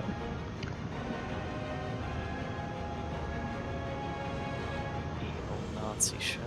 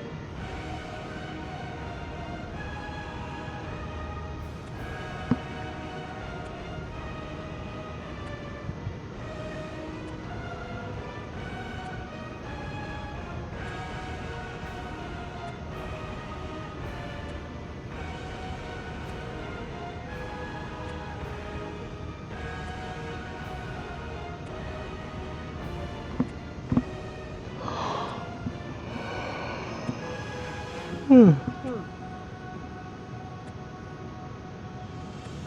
no way now.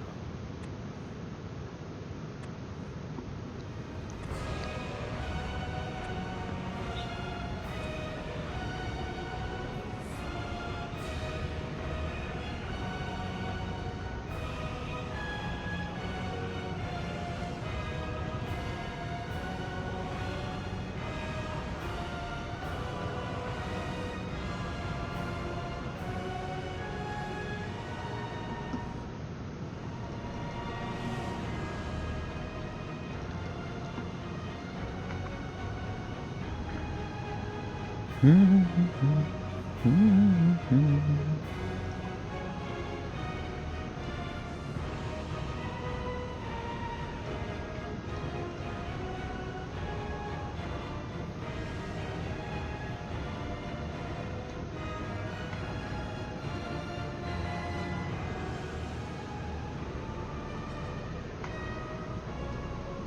I need everything for Watchtower Teleport. I'm just gonna guess at what the runes are, because I don't use it very often.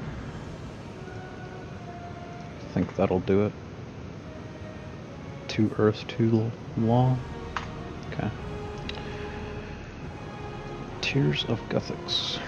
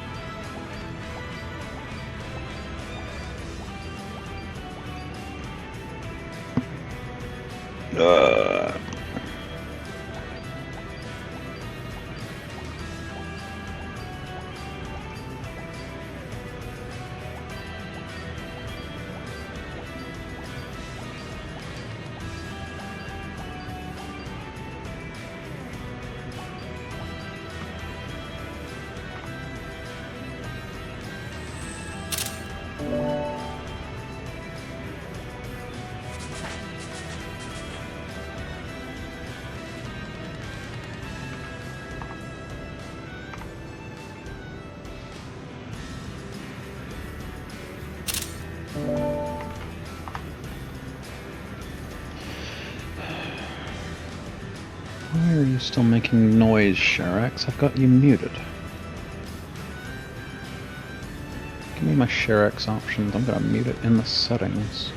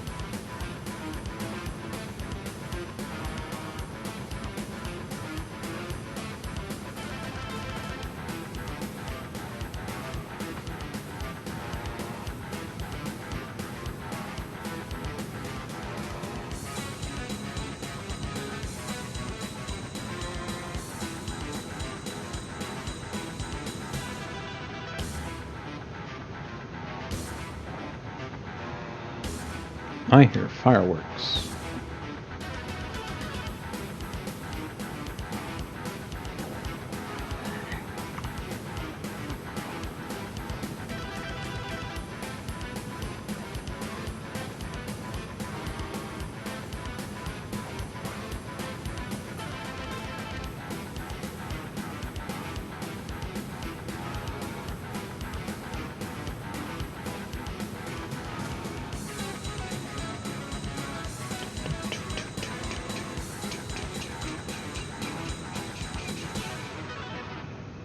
Sort by date.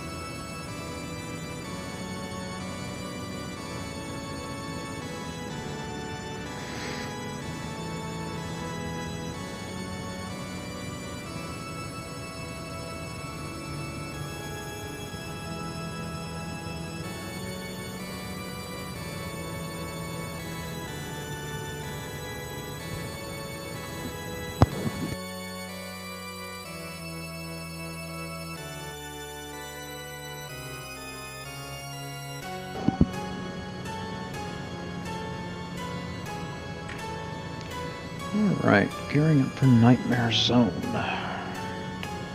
Make sure I don't have any absorptions in my bank. Okay. Alright. Full Darox. That's a given.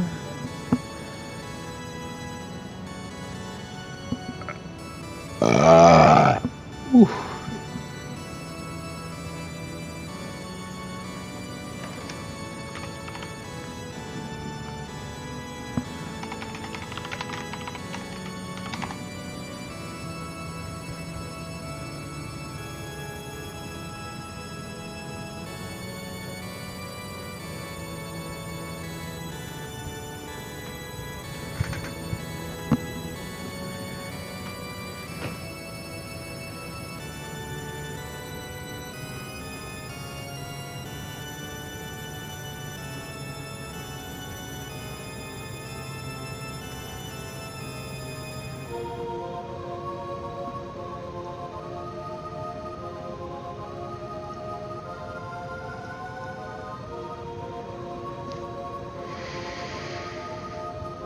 Amulet of Fury, Barrows, Dragon Boots, Berserker Ring.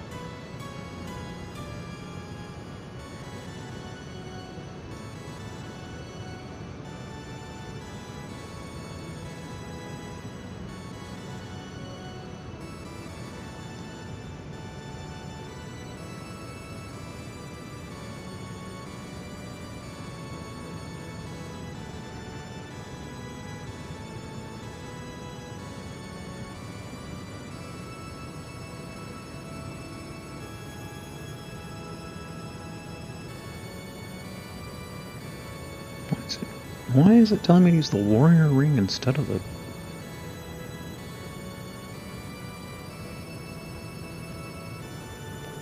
I know this shit's wrong. I'll take the melee strength bonus, thanks.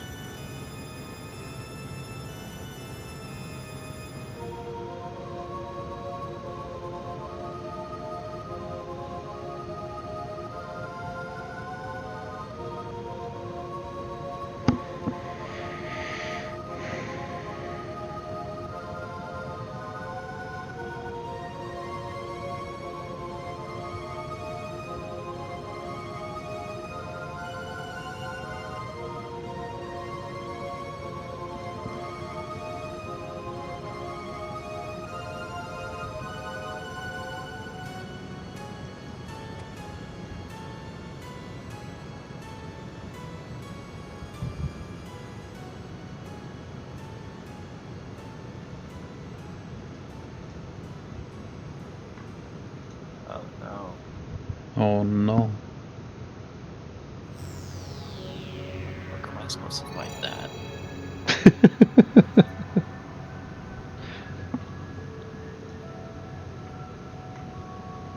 Make sure I got full Darox. Is full Darox 3 pieces? Am I insane? I guess it is. Plus the weapon, I guess.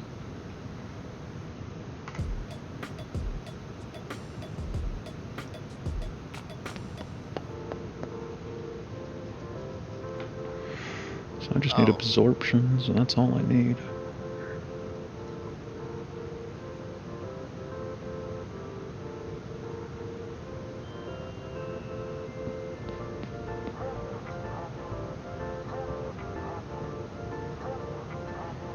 Oh, it spawned me right here. No.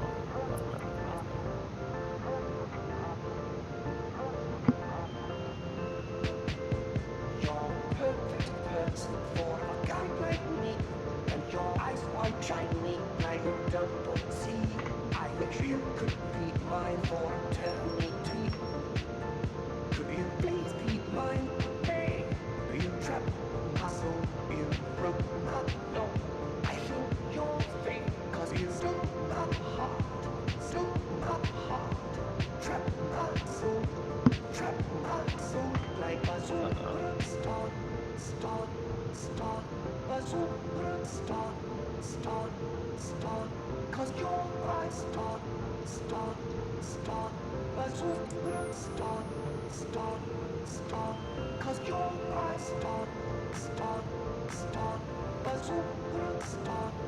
superstar, cause you're my star,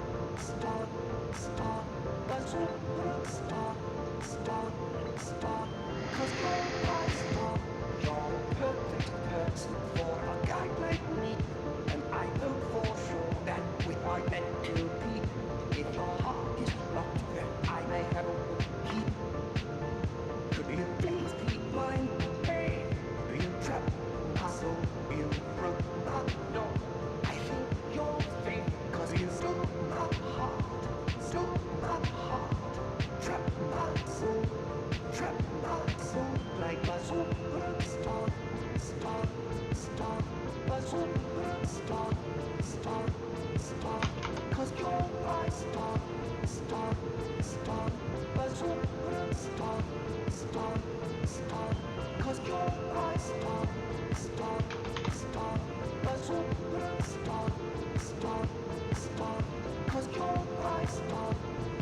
Big old Nancy robot. Understandable. Have a nice day.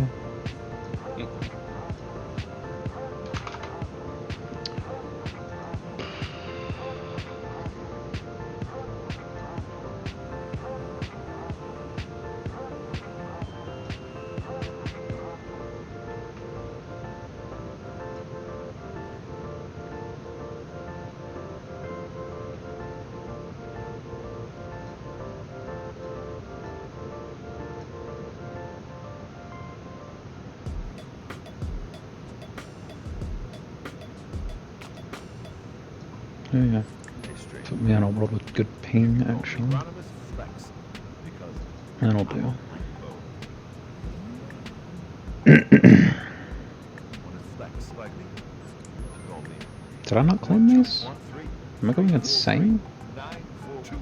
He's going insane. Why is it telling me all these things? I just did all of them. It's telling me herb boxes, I'll check.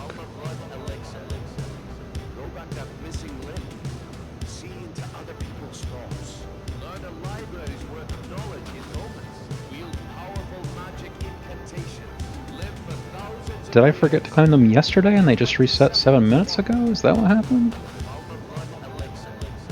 Can't be it. No, I can't buy anymore. Why is it lying to me?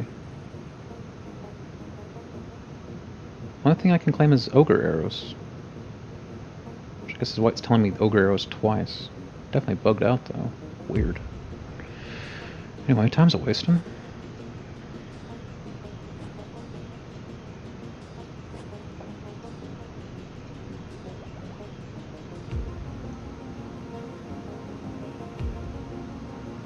Headless Beast, King Rolled, Sand Snake, Drainer, Trap Soul. Elven Trader, no. Ezlit, no.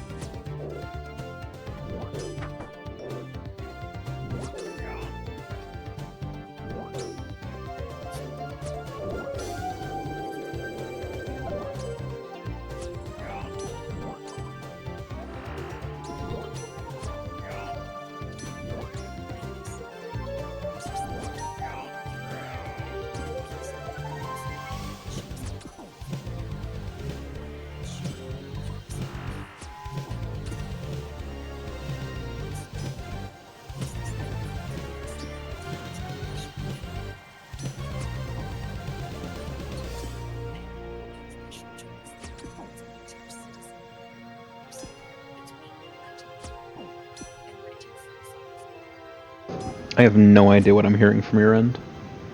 What? I have no idea what I'm hearing from your end. It's like a woman talking or some shit. I can hear it over the music though. I don't know, I think it goes through, doesn't. Normally I just hear a little dwarf. And everything's kosher. You know I'm trying to keep things kosher for you there, Tony.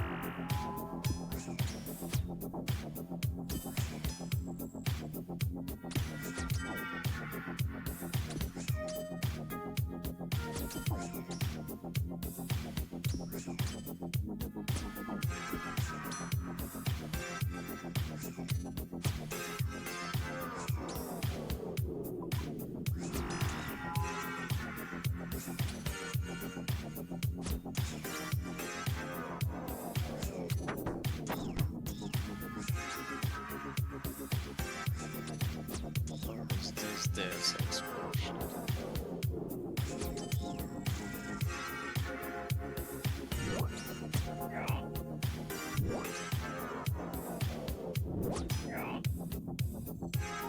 I heard you say something, but I didn't hear what you said. Said, what is this silly Deus Ex bullshit? Making me crawl through vents.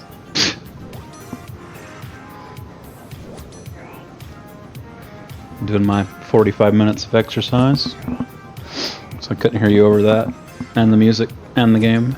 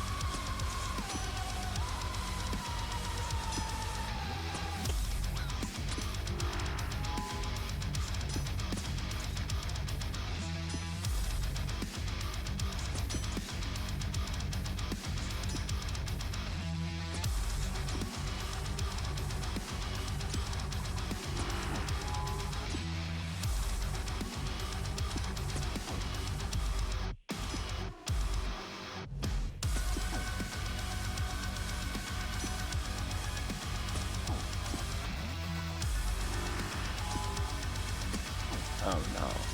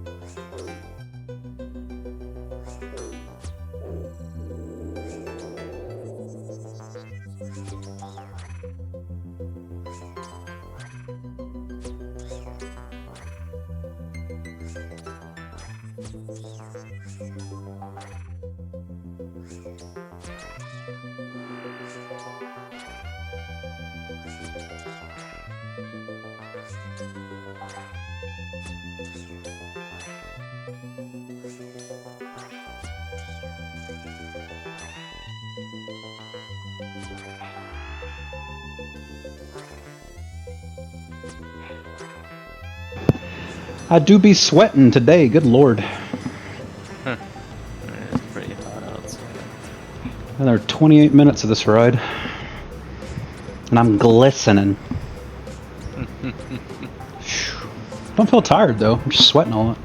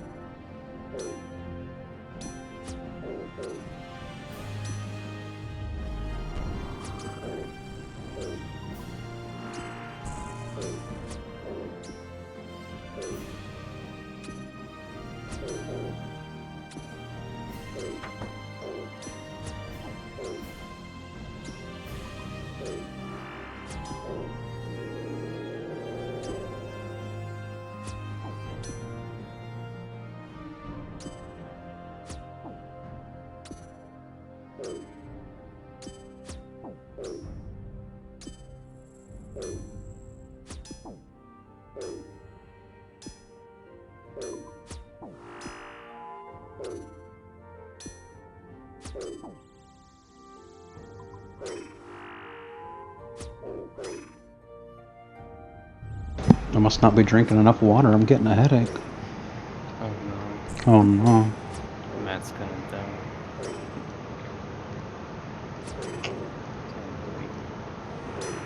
It's so ogre.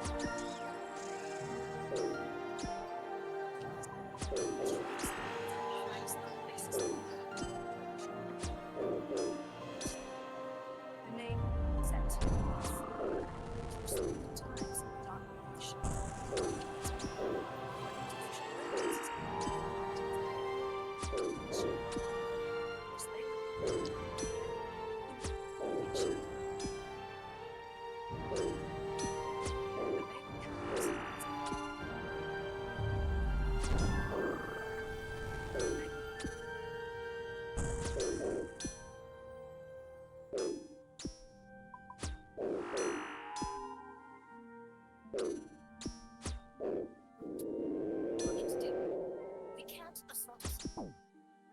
Looking for some whole damn Nazi army.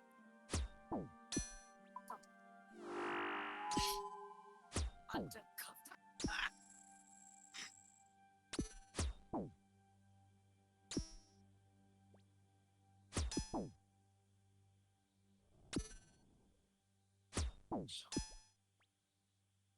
How's arrogant?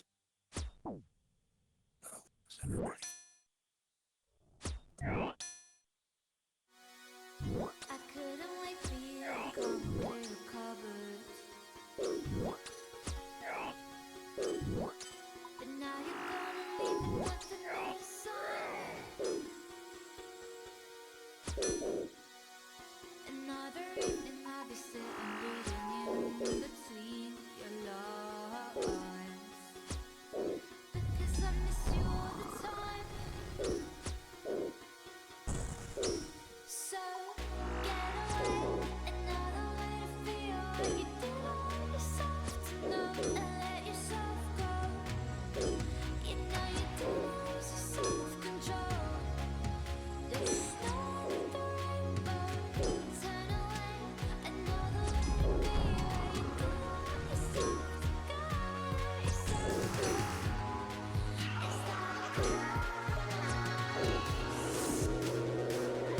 Is that okay?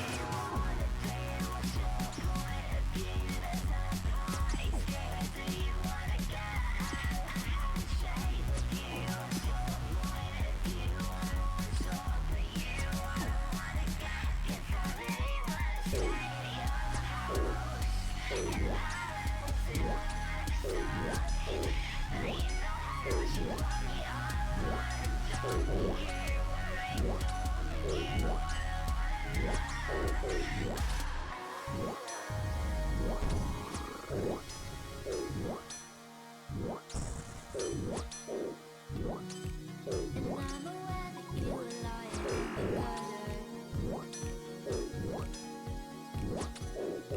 'Cause I did everything to be there by your side.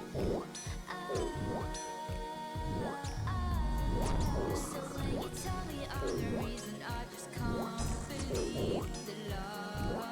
And why do I so wanna call you? Just realized my chat's not working.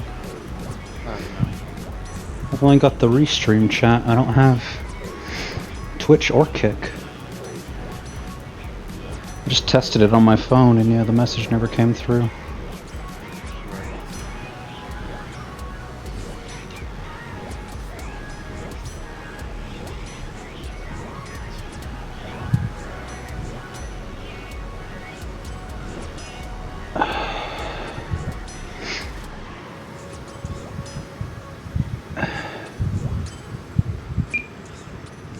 Chat is in read only. How the hell do I fix that?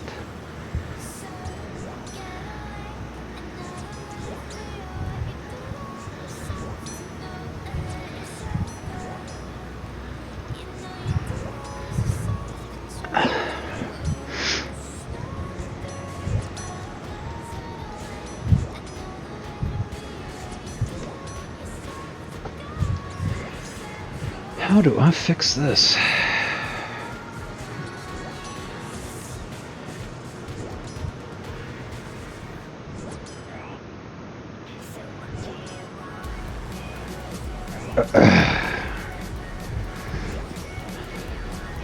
Guess I'll figure it out in 8 minutes when this ride ends.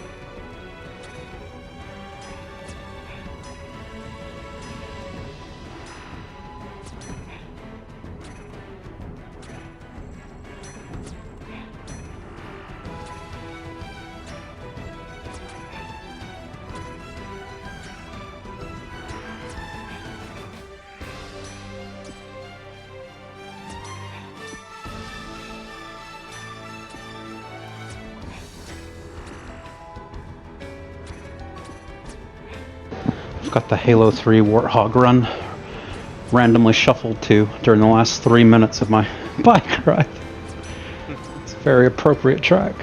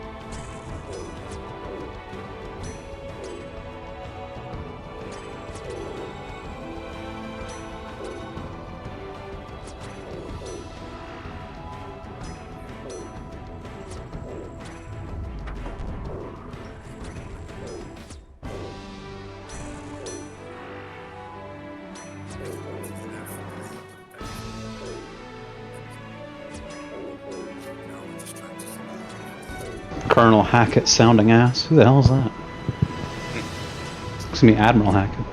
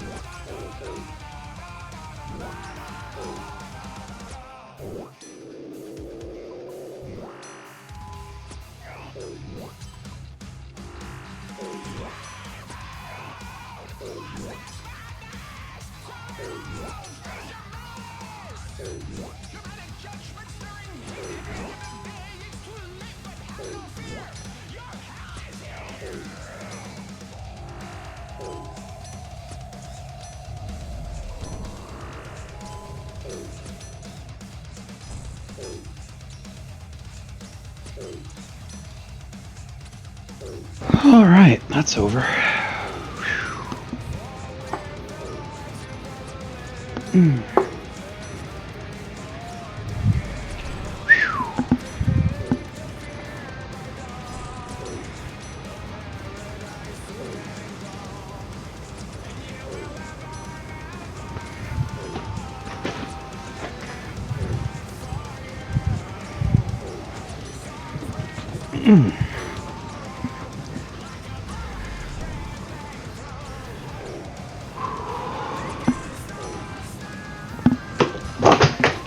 Damn. Water bottle sure was heavy. Set it down on my little side table I use for a mouse pad and everything. Tipped the whole table over. Thankfully the lid was on. I don't think it spilled at all. Oh.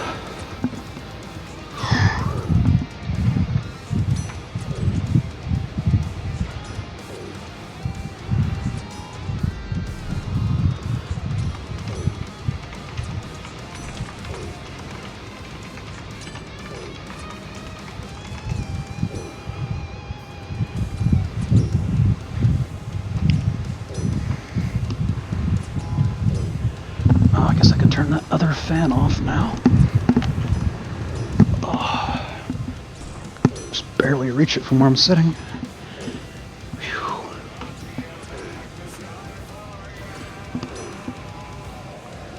Whew. Tony, you're talking to a man who is 239 calories down. Oh no. I can do anything.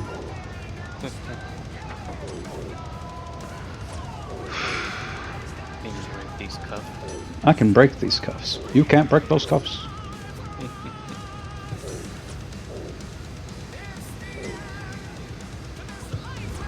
Alright, let's see here. Restream, multi-stream, chat, not working.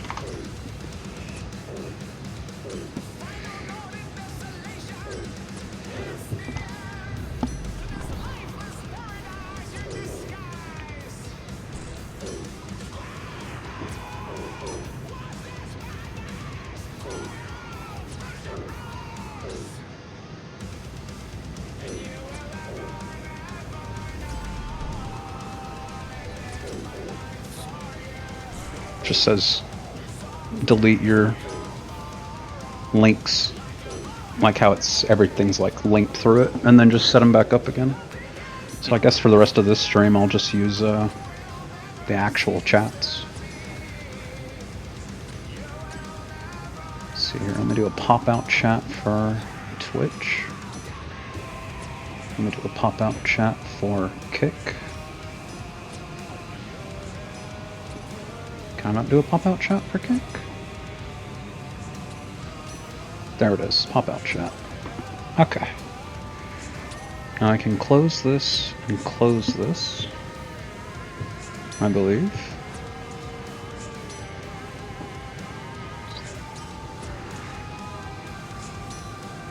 Can you say something in both chats if you get a sec? No rush, just whenever you get a sec.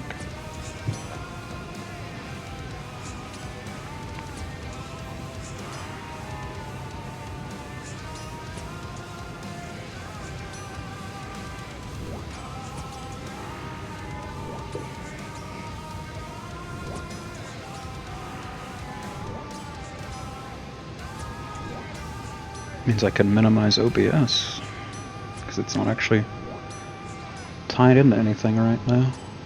Anything I need to see anyway.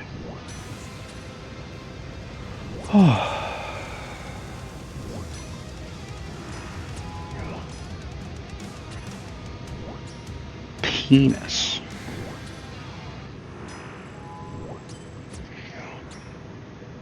Zex.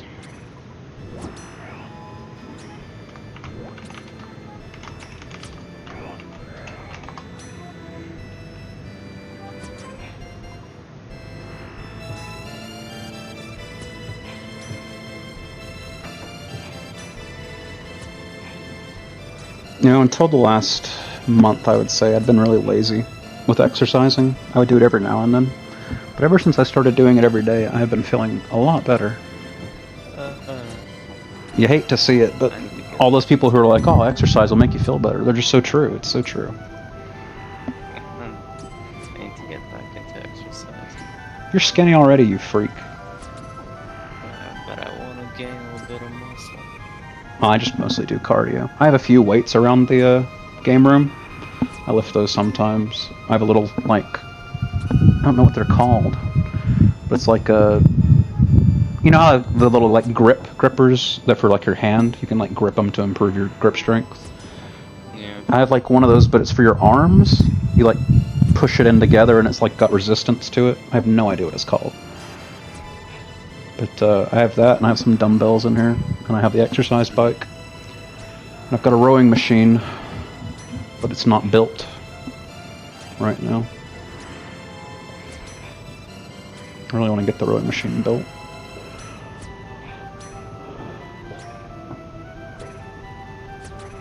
Song of the Elves video is getting views too.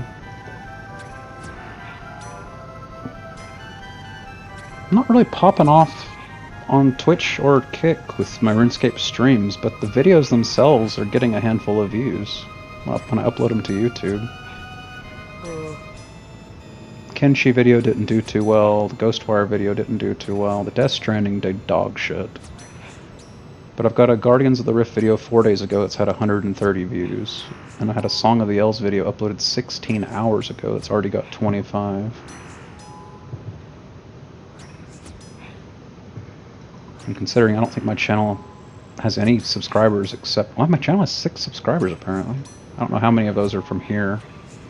Probably most of them.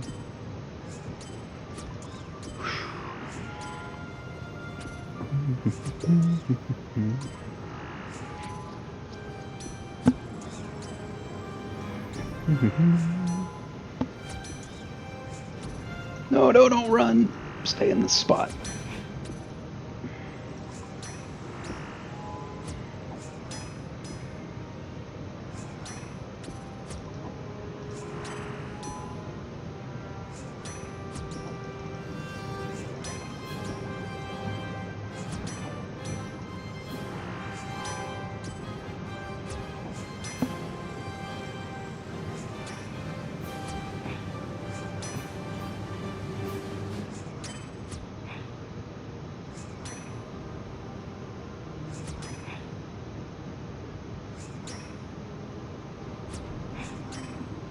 Getting 84,000 strength XP an hour.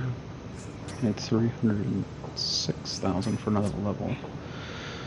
So that's like 3.5 hours for my next level. So I'll get a strength level this run at least. But I will not get health level unless I go a little bit longer.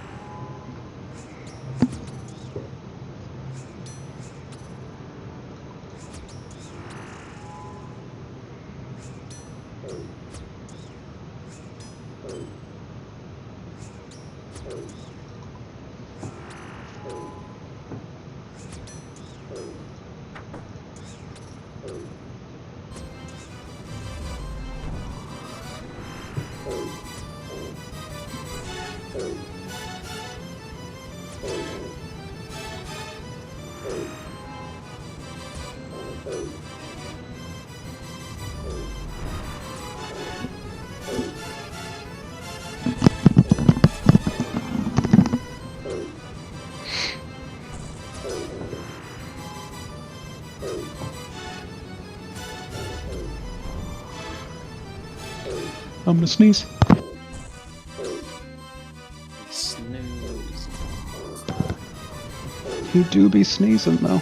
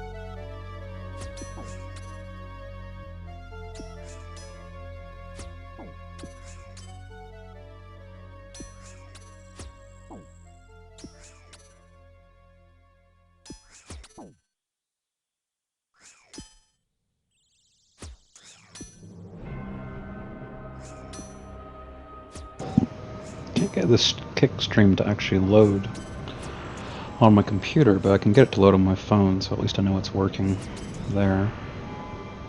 Twitch stream's fine.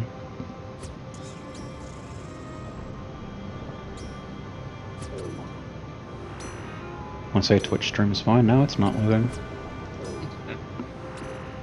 Looks fine in OBS at least.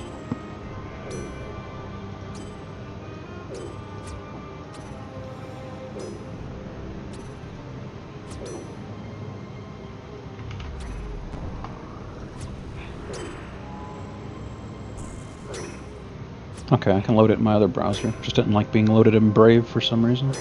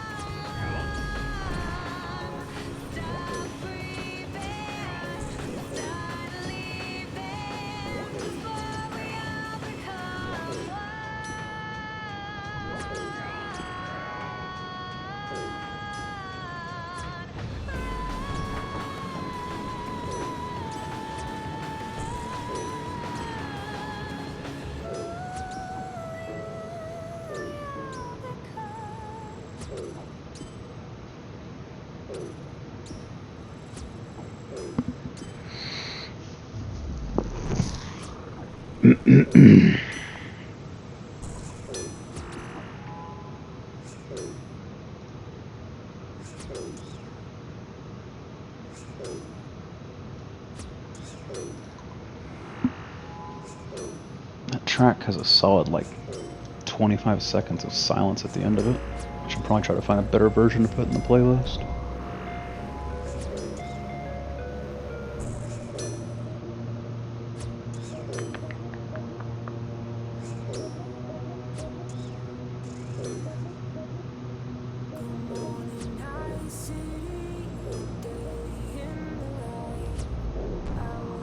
Went through the VOD after yesterday's stream.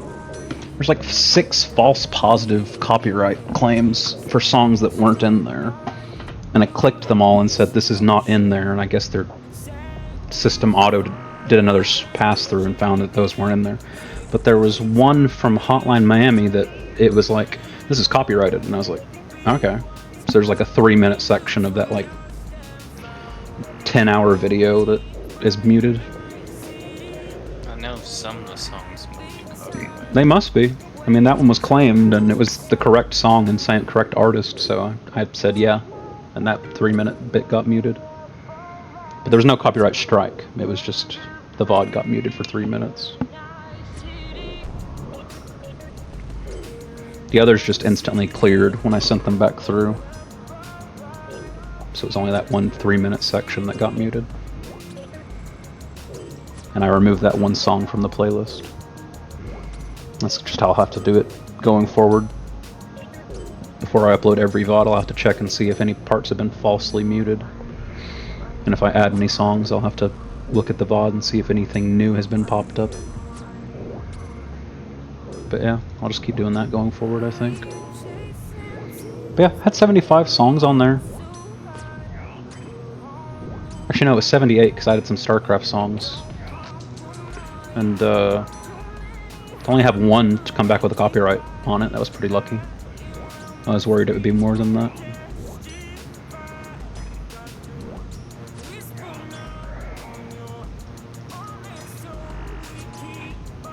But yeah, keeping to video game music seemed to be the way to go.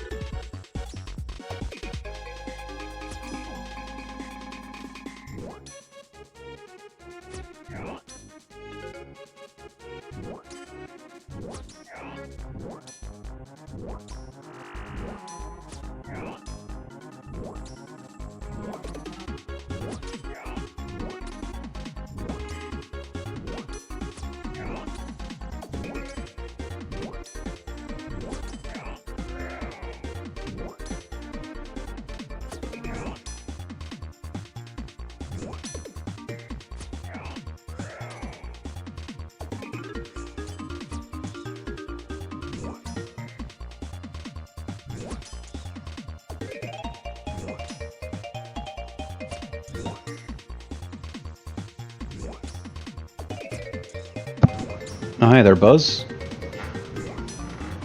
Welcome back to the stream. Nothing exciting happening today, just leveling strength in Nightmare Zone. Also, my normal chat monitor is broken, so I didn't see your message right away. But yeah, welcome back. Very consistent. Appreciate it.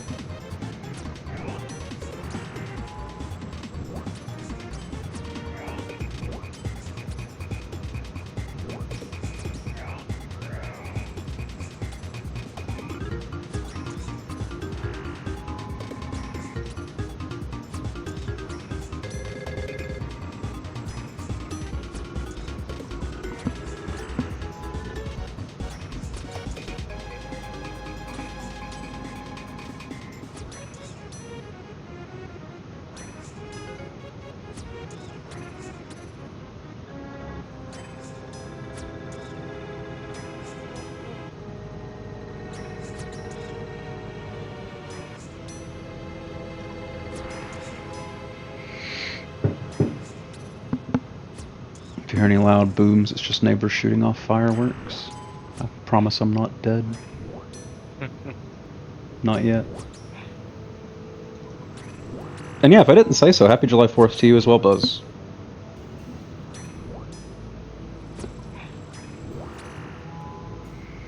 Tony is, of course, Canadian and cannot celebrate July 4th.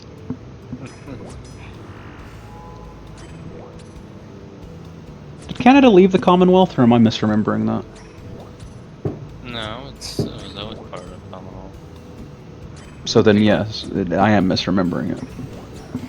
Like the only two former British colonies that aren't part of it, I think, is like American and India. That's it. Really? Okay. So Australia is still part of the Commonwealth, Canada is still part of the Commonwealth. And New Zealand. New Zealand, yeah. Canada's Independence Day was last week, wasn't it? I don't know, Tony, was it? Yeah, it was July 1st. Okay. Damn, so you celebrated your Independence Day the day I was celebrating July 4th. We're twinsies.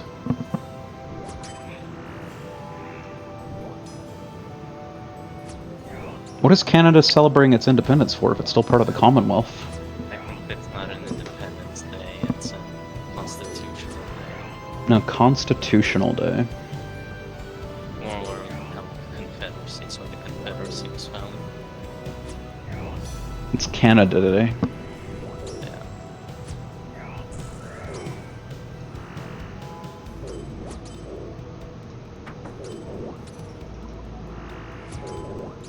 They celebrate being America's hat. So true.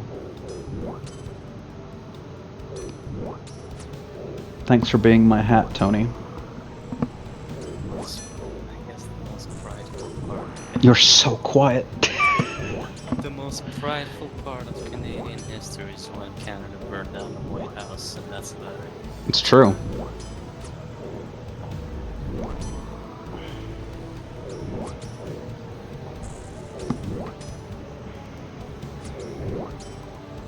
Tell Tony to say it with his chest for the people in the back. I've tried, Buzz. He's just a quiet boy. How about I ban you? I will not. Please don't ban my most active chatter.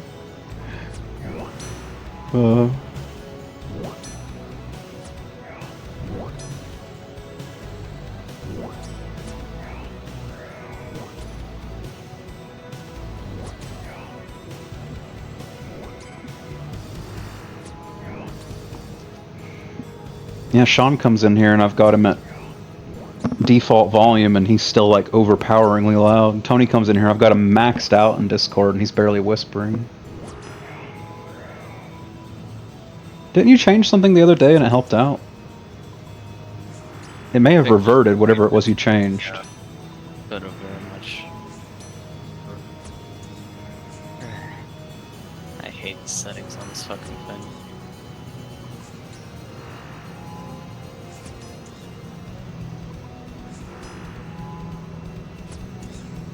Well, don't ever stream. There's a whole lot more settings you'll learn to hate.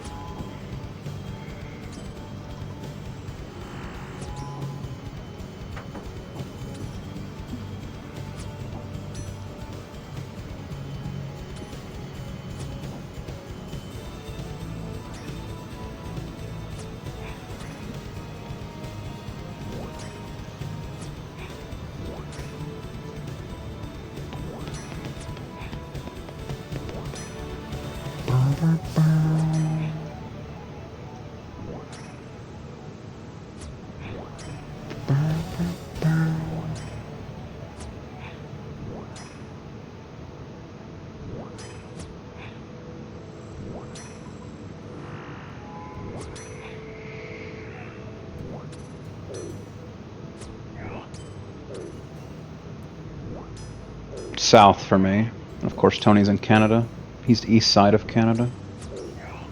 Congratulations, Tony, you've been doxxed. I can't hear you at all now. Turn it off. Southeast USA. Yeah, same.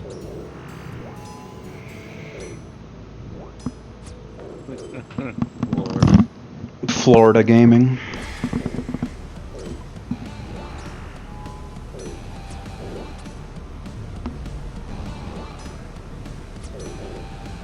No, I am not in Florida.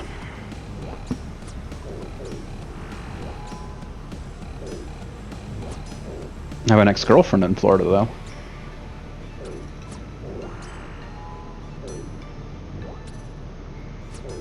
Probably neighbors. Oh wow. Said the end. I mean, neighbors. Well, no. It's so over.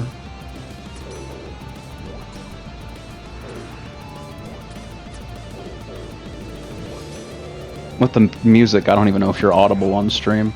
Buzz, can you hear Tony when he talks? Or is he like a whisper for you?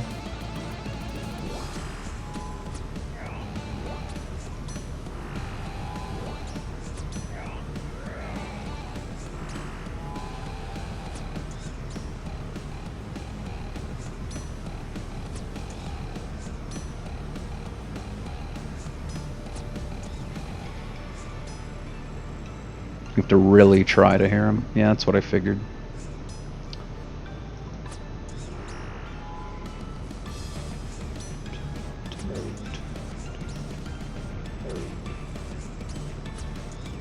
He's maxed in Discord. He is at 200% volume in Discord. I've thought about setting Discord to be louder than everything else in the like voice meter thing, but then like when Sean or Aiden talks, it's going to literally be deafening. Oh yeah, it's definitely Tony's fault. And for years, Tony didn't even have a mic for years. And he finally got a mic. So this is still an improvement. He's just very quiet. I don't know why. Because usually the problem with shitty mics is they're too loud and you can't turn them down enough. So I don't know what his thing is. To place the mic inside of his mouth. Yeah, I don't know. I've literally never heard Tony be loud. I don't even know if his mic is capable of it.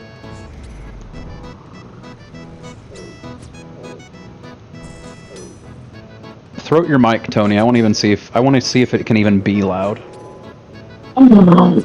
There you go. And that wasn't even ear rape. It wasn't that loud. Deep throated him. That was like Sean yelling. It wasn't extremely loud. Do you have the mic like really far from your face or something? No, it's on my headset. Okay. That's what mine is.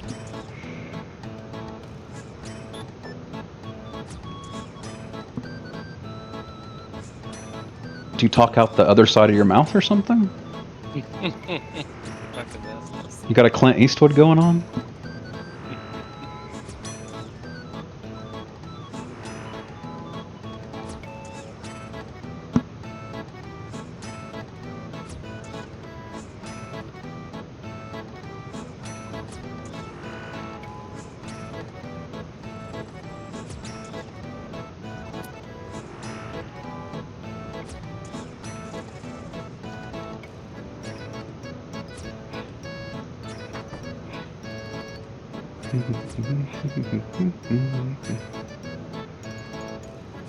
Can't believe I'm so fortunate as to hear Sea Shanty 2.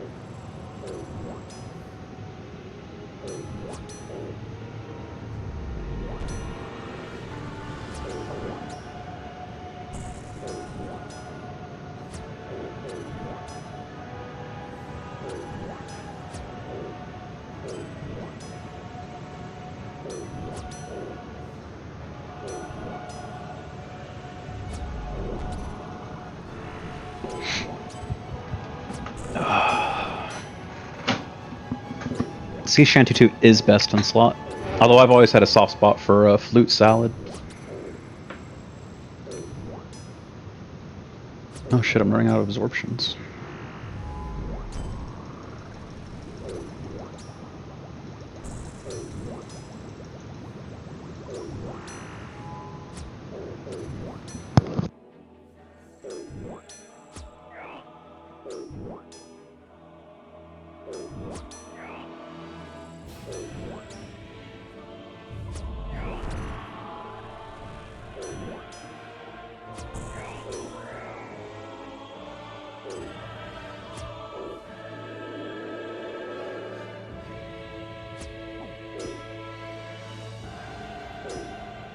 I think it's called Better Nightmare Zone. One sec.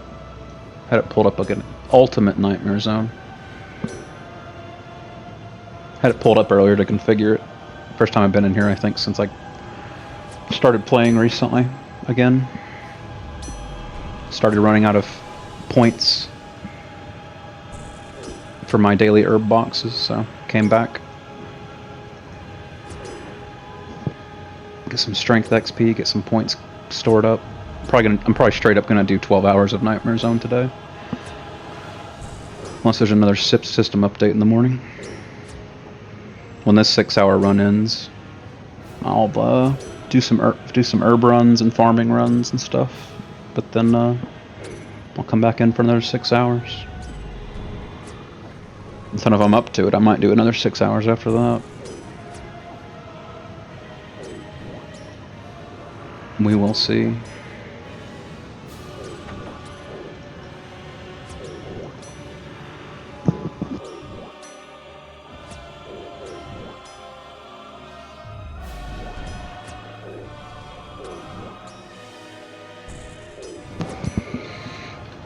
Yeah, I just like my free herbs every day. I've got the stats, I could definitely just not do Nightmare Zone, but it would be nice to get 99 strength, so I'll probably keep doing Nightmare Zone on and off until I at least get 99 strength.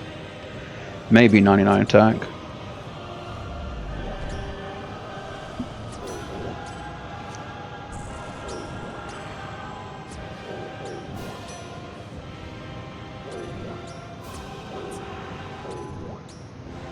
Also, I should be less quiet today.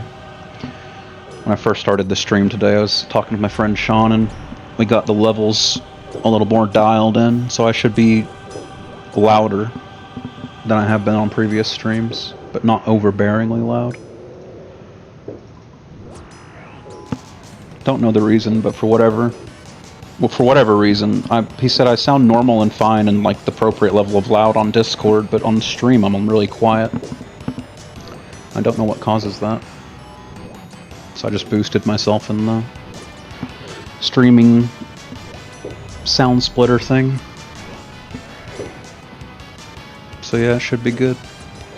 If only I could boost Tony like that.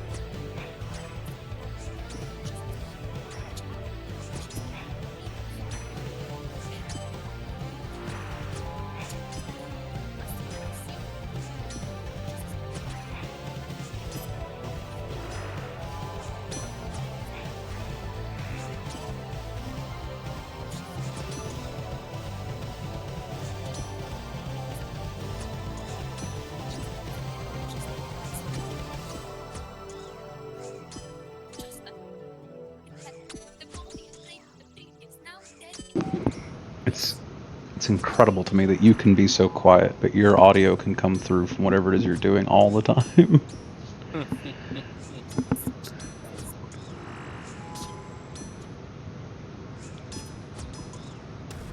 Just hear some woman coming through the mic every now and then. Yeah, it's Tony's TV. Or game or computer or something. It's my fucking game. I have a feeling it's the fact that my audio input and output is like going through the same fucking channel. Maybe that's fucking everything up. What do you mean same channel? No, I'll take a photo of it. Well, not now, but Like on my headset, I've got the G933 Logitech headset, and when I'm not streaming, I have the audio go to the headphones, and then the, input, the mic, is also called G933. Is that what you mean, or? that's my headphone. They have one thingamajig you plug into the socket, right? Yeah. And then my computer has one socket for the audio and one socket for both input and output. So if I were to hear things, I'd have to stick it in one socket. If I had to say something, I'd have to stick it into the other socket. But I managed to find this weird little thingamaboo that splits the thing stick into the socket. Maybe that's just messing everything up. I think it's just bleeding through from your headphones to your mic. Because if it was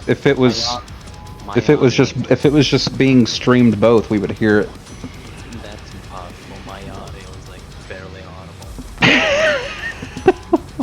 18% sound right now.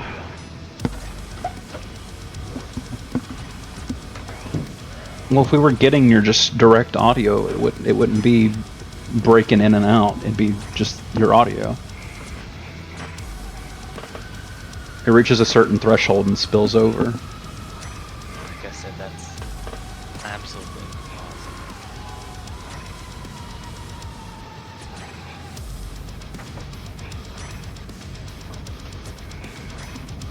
Because I know my headphones occasionally spill over into my mic.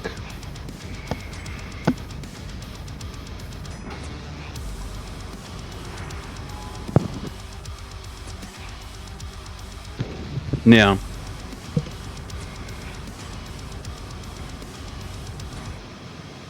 I can mitigate mine somewhat because my mic has a little boom on the headset, and I can extend it away from the headphone, but it only does so much. If something really loud is banging in my headphones, it'll absolutely bleed over into the mic.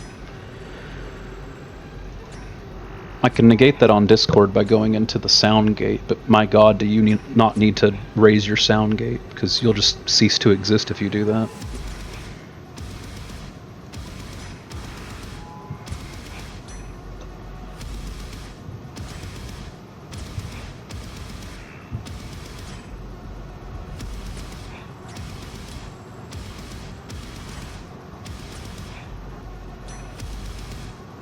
Try saying something.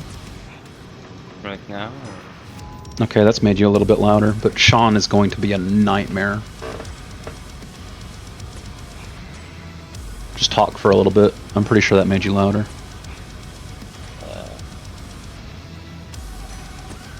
Shit.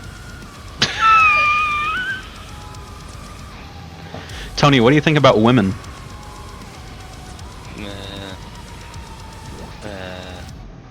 Okay, I may be huffing copium. I'm not sure it made you any louder. No, I think you're a little bit louder. Maybe. Buzz says it's definitely copium. Fair enough. Oh well.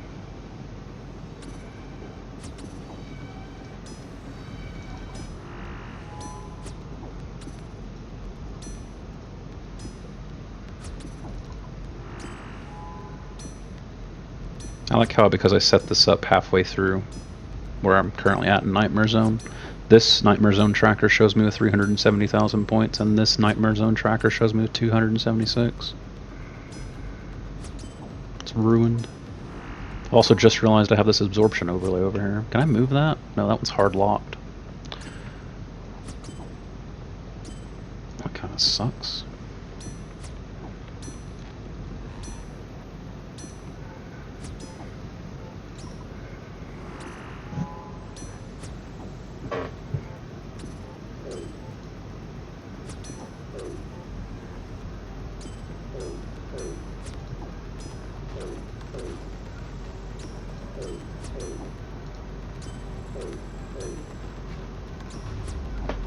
Okay, that overrides the default nightmare zone.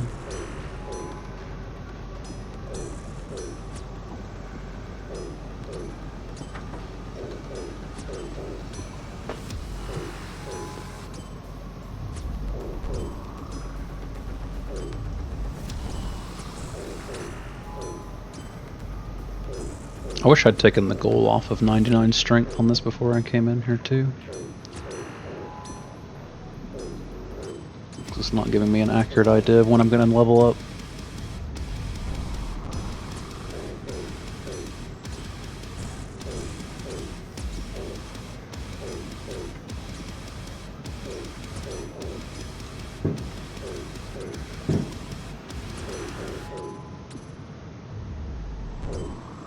Also, this is bugged out, saying I'm getting 23 million points an hour. I wish.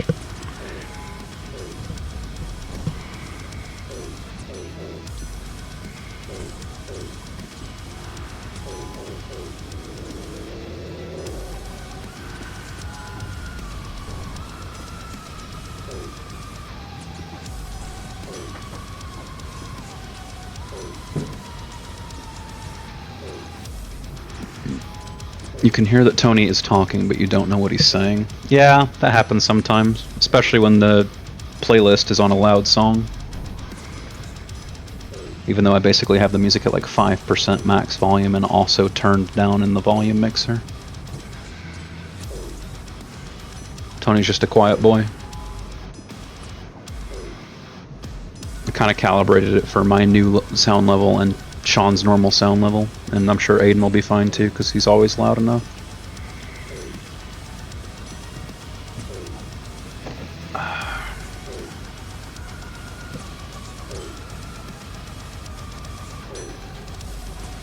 Doesn't help that this is probably the loudest song in the playlist.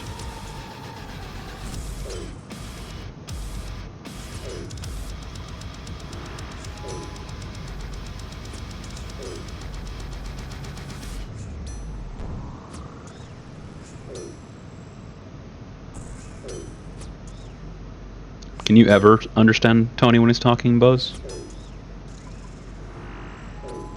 Or is he always just Charlie Brown's parents? Okay, you can sometimes understand him.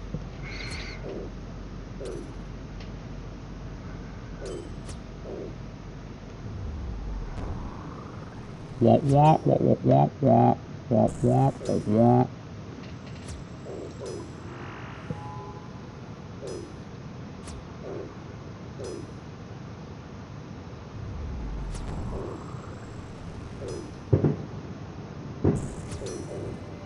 Those fireworks are coming through on my mic. I can see it on Discord popping.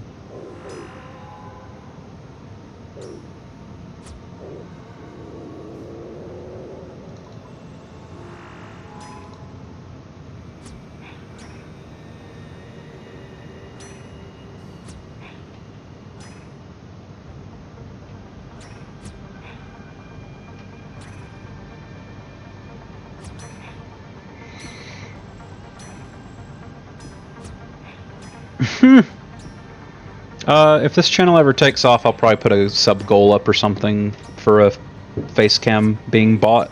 I genuinely don't own a face cam.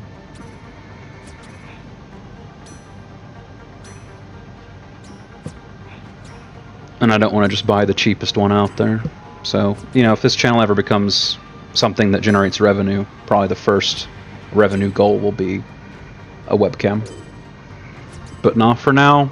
As long as the channel's small, and especially as long as it's not earning any revenue, I'm not gonna buy like a $200 webcam or anything. I know that webcams tend to help channels grow, but at least for now, I'm not considering it. There was someone talking about that for the Kick hourly wage thing that you'd have to have a webcam, but that post turned out to be fake. Turns out Kick just hasn't said anything more about the hourly wage thing. I do have a face for radio. It's true. I'm just a bearded white guy. I think there's plenty of webcams with bearded white guys on the site already.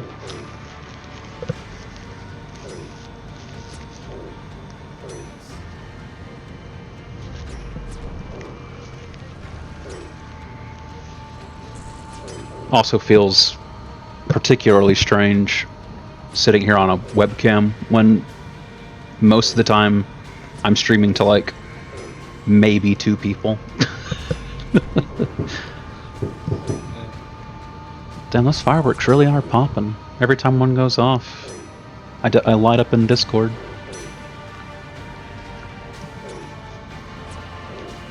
My poor cat.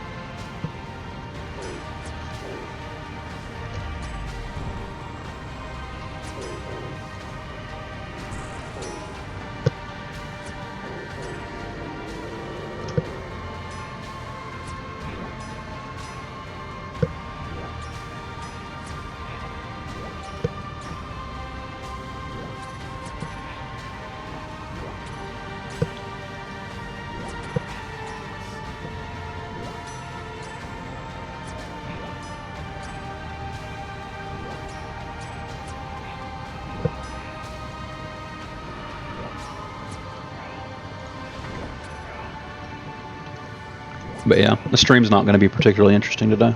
Not that it usually is, but it is just Nightmare Zone today. And if I do stream for 12 hours, I'll have to reset the stream, because if it goes past 12, I can't upload it in one chunk to YouTube.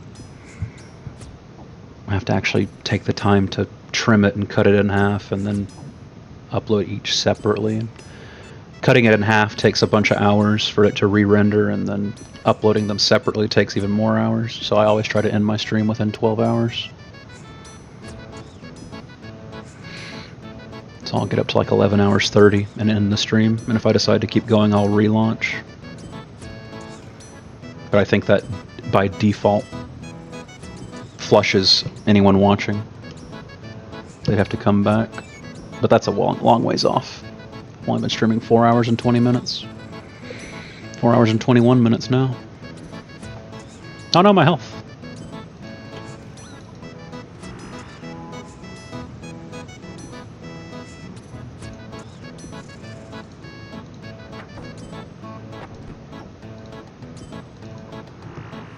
Are we back on Sea Shanty somehow? No, probably because I added new songs to the playlist, so the shuffle got re-randomized.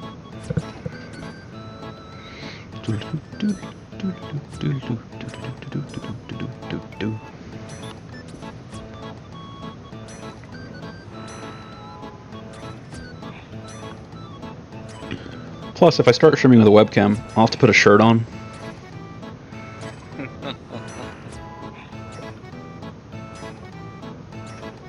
No one wants that.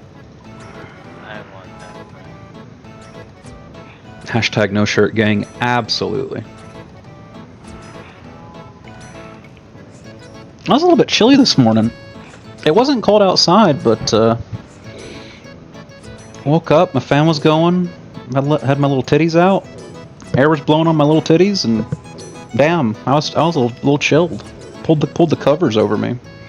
Oh, don't worry, it's been hot as fuck here too. But in my house this morning, it was nice and chilly. I think because it was cloudy all day yesterday, my house never got heat up by the sun to the extent it normally would. And then overnight, it just chilled off. Didn't last too long though. So I did sleep in like an extra 45 minutes because I pulled my covers over me and it was nice and comfy.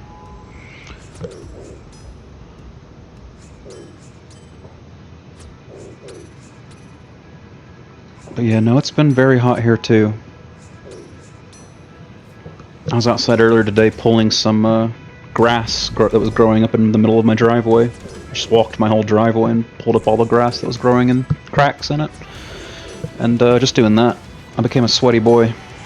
Came in, took a shower after that. Went out and got some Taco Bell. Got a free McChicken and a box from Taco Bell. Fasted yesterday.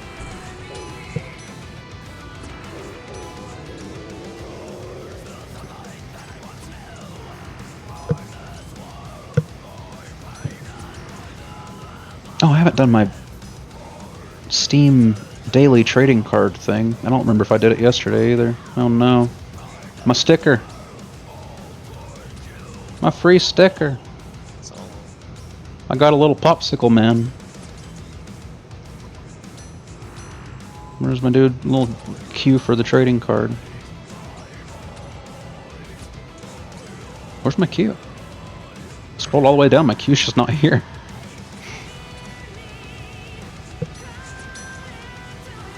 Was I on the wrong thing?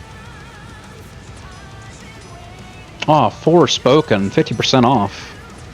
$35 for Forspoken, that's a steal. That's like a brand new game. What luck for it to be half off already.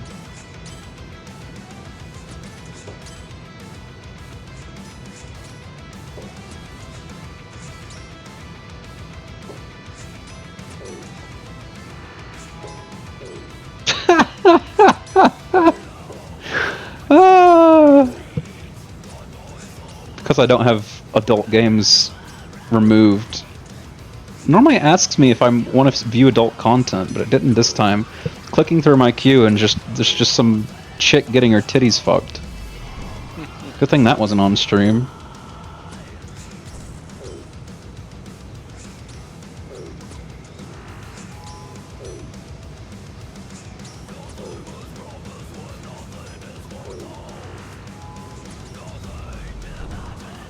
Digimon World, released February 21st, 2023.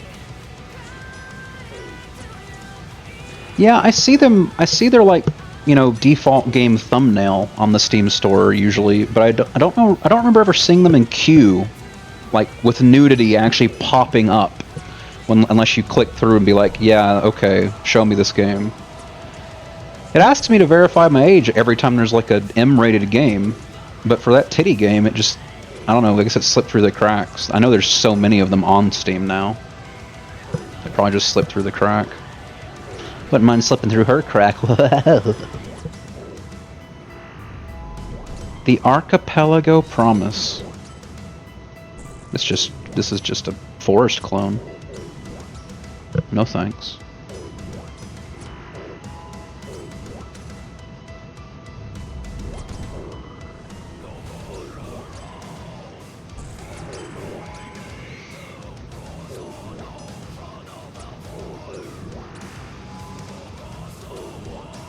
How close am I to the badge? Not very. I'm missing 6 cards.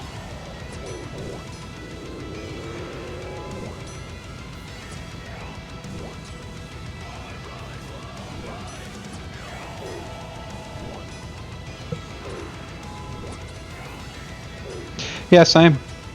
That's what I'm saying. I'm surprised there were just big old naked titties and a naked dick just in front of my eyeballs. I swear I've always had to click through something that was like, yeah, show me the titties.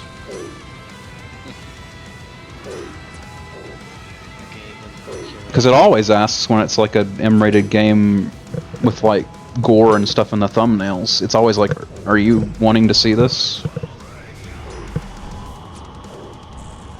I don't know. Maybe they've interpreted the thing where it's like, yeah, I don't mind seeing them listed as just, okay, well, you're going to see the titties whenever they're available now.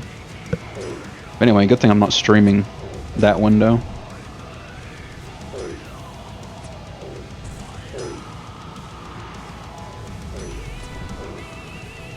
Damn, I've already maxed out my special attack again. Probably because I don't ever hit it when it's at 60. Oh, Rimworld's 20% off. Still almost $30, even 20% off.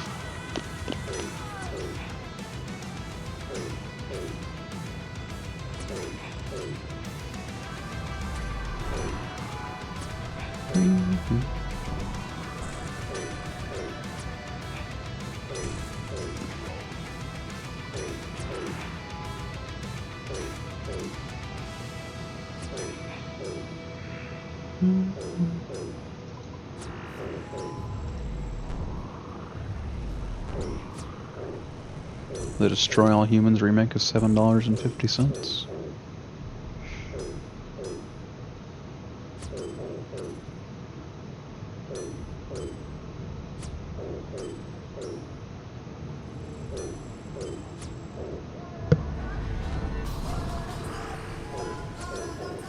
I don't know why it just popped in my head, but I'm gonna go check my front door and make sure I locked it when I got back in. Mind goblin my nuts? I'll be right back.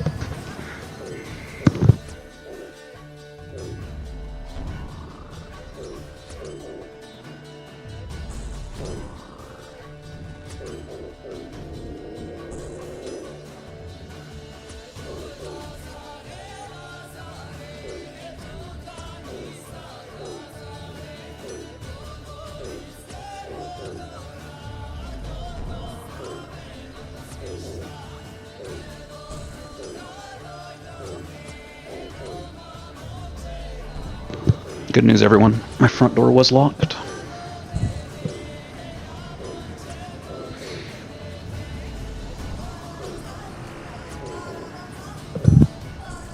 You missed it earlier, Buzz. I was riding my exercise bike. You missed out of breath me.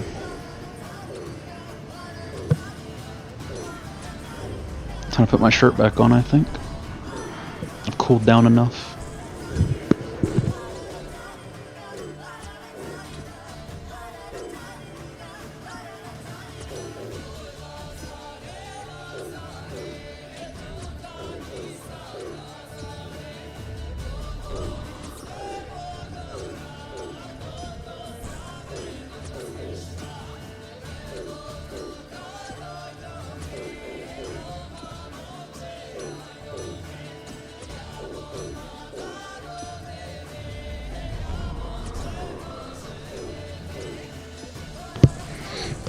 Yeah, anytime I'm doing something in this game that's like 1 or 2 clicks a minute, I'll usually hop on my exercise bike.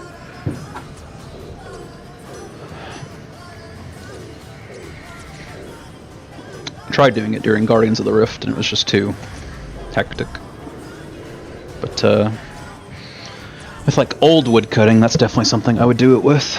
With new wood cutting, with all the events now, I don't know, but I have occasionally rode the exercise bike when there's no one here. No, I've got a little, like, I don't know, like TV dinner, like standing desk that's maybe like 10 pounds total. And I've got a giant mouse pad laid over top of that. And I've got my mouse on top of that. And the exercise bike is in the same room with my computer. So I just roll my chair out of the way, put the table where the chair's at, and just do that.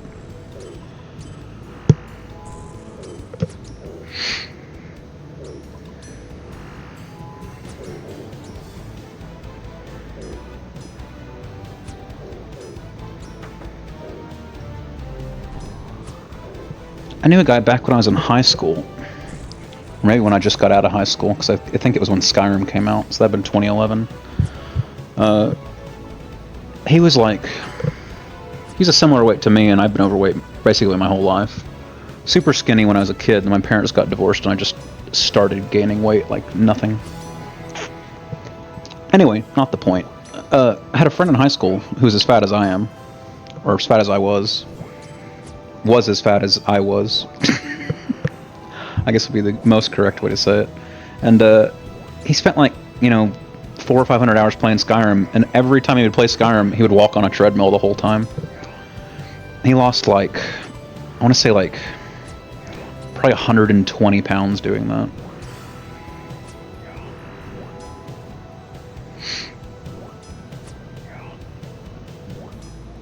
Yeah, I guess so.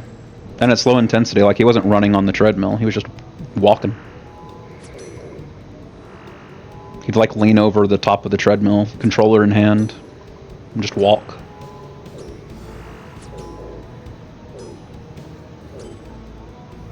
I feel like my ass would fall off the treadmill.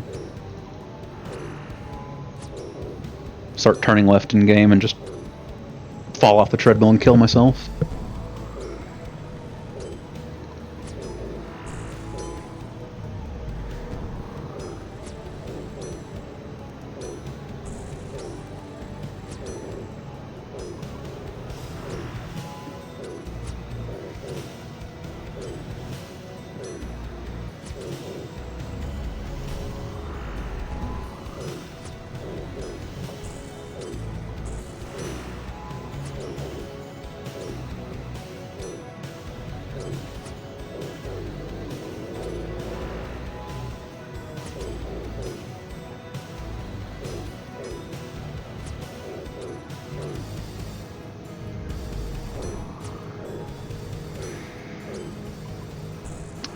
Next most played game for me after Oldschool Runescape.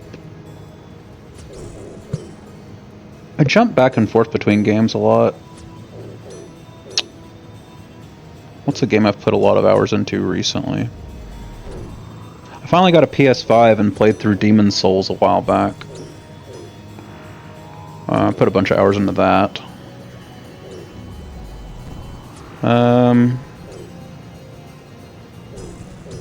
I don't know. I've played a lot of Kenshi over the years. I've played... I think the most recent thing I was playing a lot of was Core Keeper with Sean. That was before I started streaming, though. But yeah, I was putting a lot of time into that. Power Wash Simulator, we were playing a bunch of that. Across the Obelisk is another one. But yeah, I don't really... I go hard on RuneScape whenever I pop a bond, but when it's not RuneScape, I hop around to a lot of different games. But yeah, because of the nature of bonds, I try to get my money's worth. You know, if I just bought a yearly subscription, I'm sure I'd burn out and waste a bunch of time. Might hop on and do the dailies every day and not much else, but I've always just done bonds ever since bonds came out for Oldschool Runescape. And they used to be a lot more affordable too. The last time I was seriously playing, bonds were like 3-4 million tops. Now they're like 8 mil. It's a lot harder. If you're not doing money making methods, it's a lot harder to make the money and then also make enough money to have made it worth playing for 2 weeks on top of the 8 mil loss. But I had a couple of bonds sitting in my bank from back in the 3 and 4 million days. What is a bond now? Yeah, 8 mil.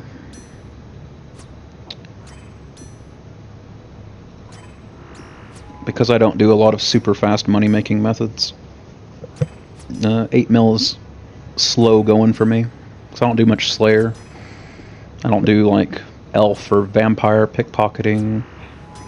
What are some other money making methods? I don't raid. I don't do any kind of bossing. Rocket League, yeah. I know a lot of people play that. Rocket League, Fortnite, stuff like that. But I never got into those. CSGO, CS Source. Yeah, I don't do bossing at all. I'm just not good at combat in this game at all. I can do Hispori. Once every 32 hours I can do Hispori.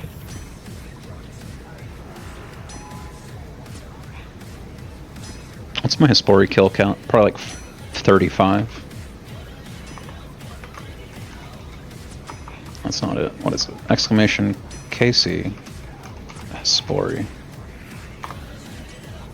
36, right on the money. Look at me go. When is my next Hispori? Wednesday at 9:17. Okay. Yeah, I've heard Vorkath is supposed to be easy to learn compared to a lot of bosses, and it's supposed to be a good money-making method on top of being one of the easier ones to learn. But I mean, I haven't done Dragon Slayer 2, so I can't do Vorkath. And then I obviously haven't learned how to fight Vorkath either. I also don't have, you know, any high-end gear outside of like a twisted buckler. I have a toxic blowpipe and I have a twisted buckler, so they don't even synergize. I don't have any of the really good crossbows. I don't have an Armadillo crossbow or Zenite crossbow or whatever the hell is even better than those now. really don't have it. I think the most expensive piece of gear in my whole bank is my Twisted Buckler. See, I don't even know that. I just assumed it would be a ranged fight, but yeah. Again, I don't have any of the really good melee gear either. I don't have a fire cape, I don't have a fighter torso. I don't have anything better than that. I literally have, you know, I've got Darox, but I would never Darock a boss. I've got literally my best melee chest slot item is Dragon Chain Body. I never even bothered buying an Obsidian set. Which I really should just bite the bucket and buy it, because I think Obsidian has a inherent strength bonus, whereas Dragon doesn't. So like instead of Dragon Chain, I should be using Obsidian Chest and Obsidian Legs. But honestly, for the most part, I just run around in Proselytite for the prayer bonus.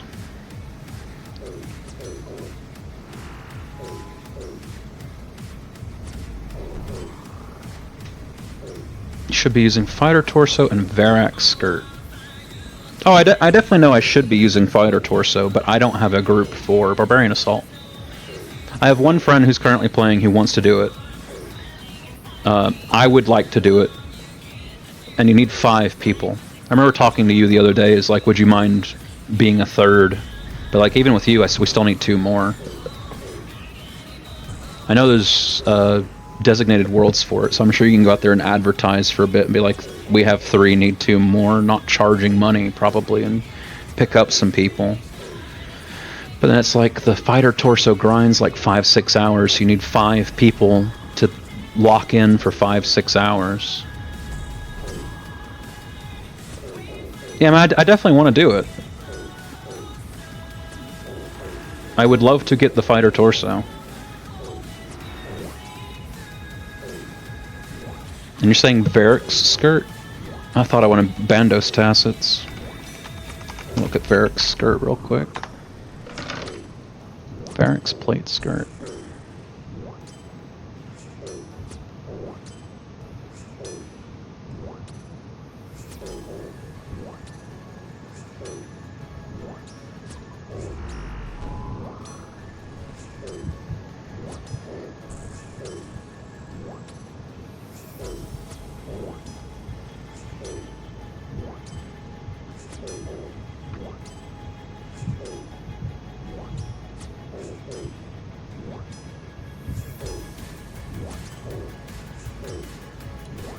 Why specifically do I want Varric's plate skirt?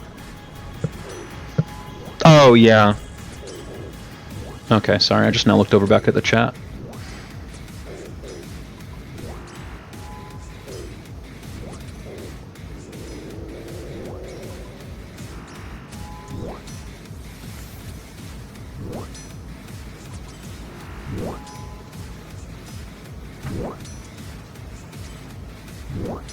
Getting mobbed by trapped souls over here, damn.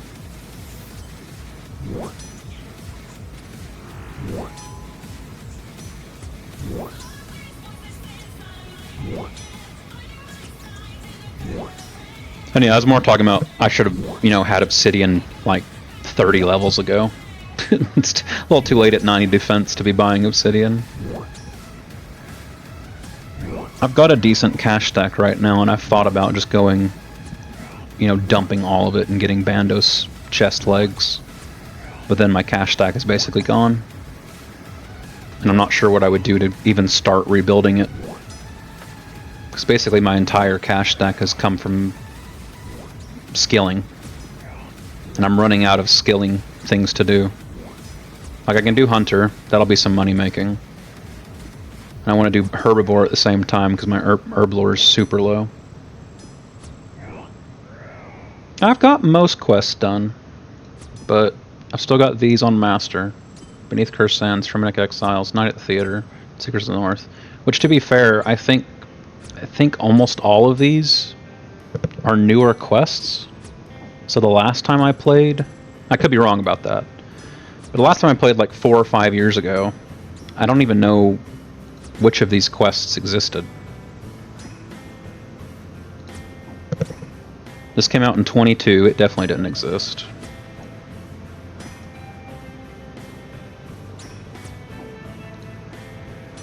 came out in 19, so it might have been out the last time I played, but I clearly didn't do it.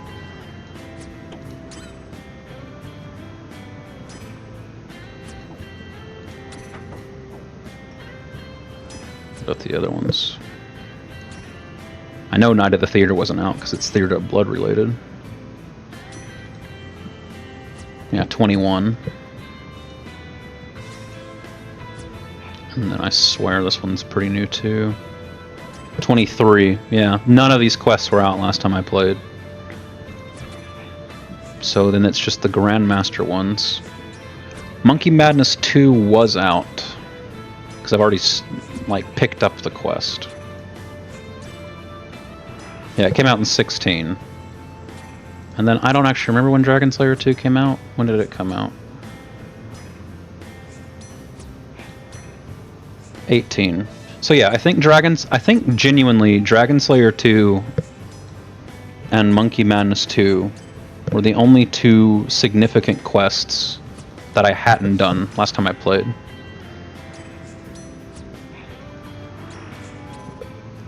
You know, I'd had a couple of little quests that were just, you know, I haven't bothered doing them, but the only hurdles were these two.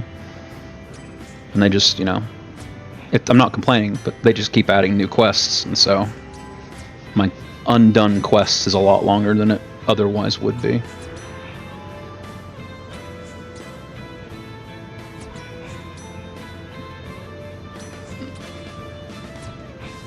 And there were a bunch of mini quests I had never done either.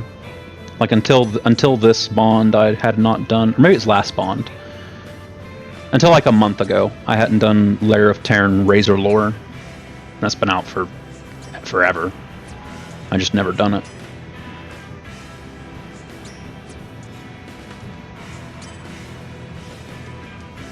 But yeah, I'm working through them. But I think I've got 7 days left on this bond, 7.5, something like that. I don't expect I'll have these done. I definitely don't think I'll have Monkey Madness 2 and Dragon Slayer 2 done.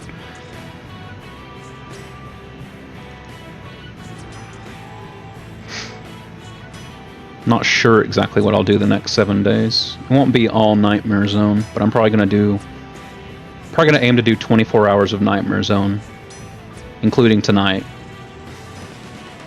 in the next 7.5 days. Just to restock my points for herb boxes. And because it's good strength training. Apparently I need to do 71 hours to get strength to 99. Definitely won't be doing 71 hours over the next 8 days. Especially because the next day it doesn't rain. I'm supposed to go with the rest of my family and do some beehive maintenance and sling some honey. So there'll be one day where if I stream it'll be later in the day and I may not have the energy for it. So that'll take a lot out of me with how hot it's been. Yeah, slinging honeybees.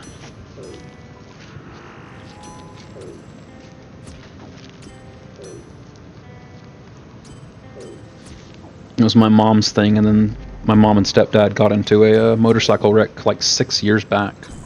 And they haven't looked after the hives in the last 6 years, but I finally convinced them to do it again this year.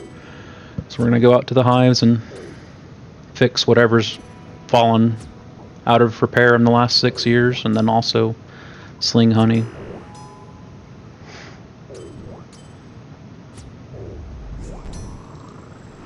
I can only imagine the state of the hives on the inside after 6 years of no one checking on them.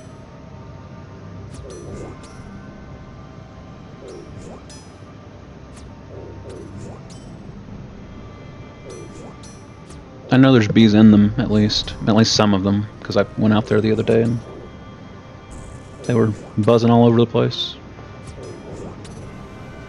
But no one's done anything with them for 6 years.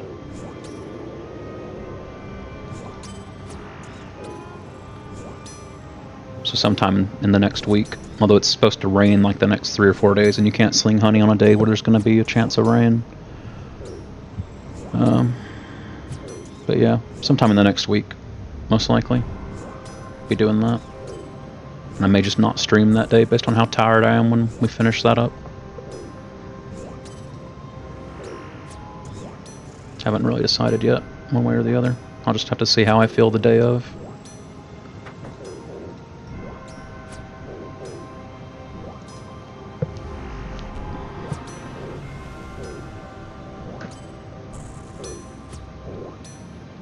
Oh yeah, you said you're in the southeast. I'm sure we're, if not in the same state, at least state neighbors.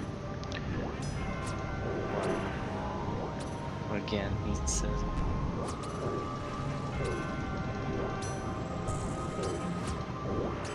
Literally, the only word I understood, Tony, was wow.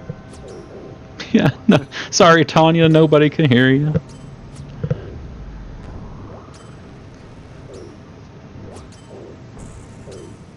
Yeah, between the game sounds and the music playing in the background, you're just... you got no shot.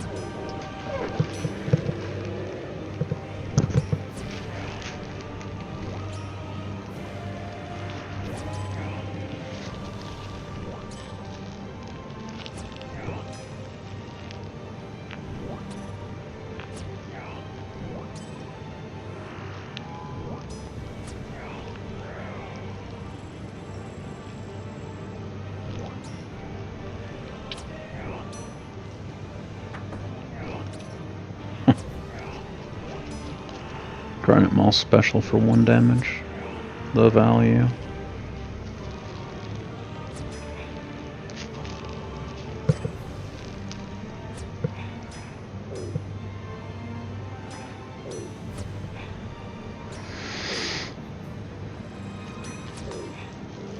Yeah, no, he didn't even repeat himself. He's just like, nah, it's over. The time has passed.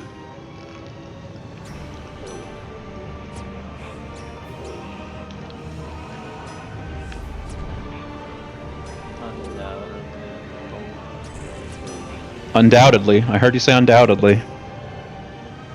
I know, I'm just not gonna even say it.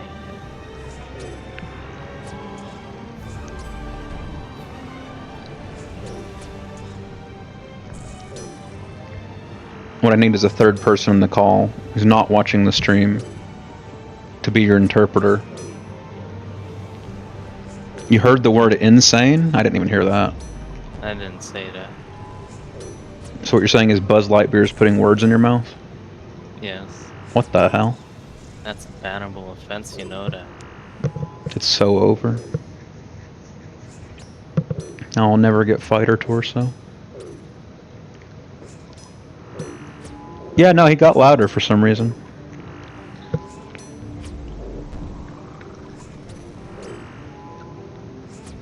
I didn't change any settings. My mouse has been on screen the whole time.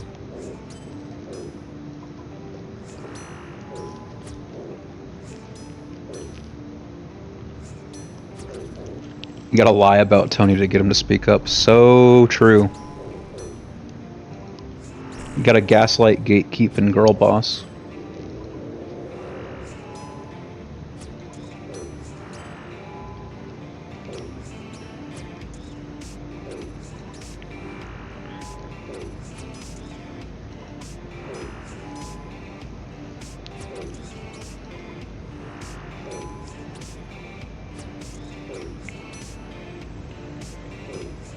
What are you doing, Tony, anyway? I'm still playing What are you playing? Wolfenstein. What? Wolfenstein. Wolfenstein, oh yeah. Is that New Order or the original? The new... Okay.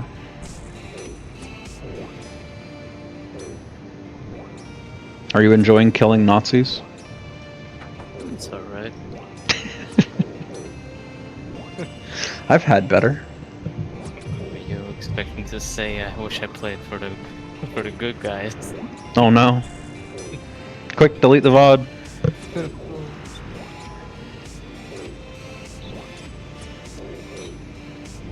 It's okay, nobody can hear what you're saying. I'm in the clear.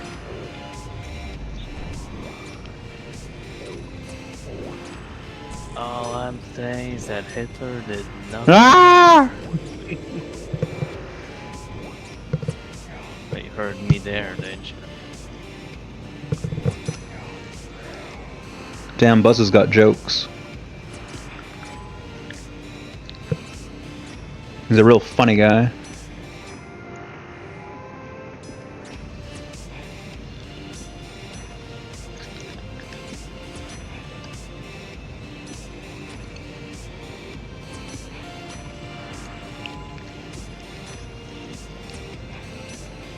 I like how this points per hour has just become a slow countdown. At some point it'll probably equal this.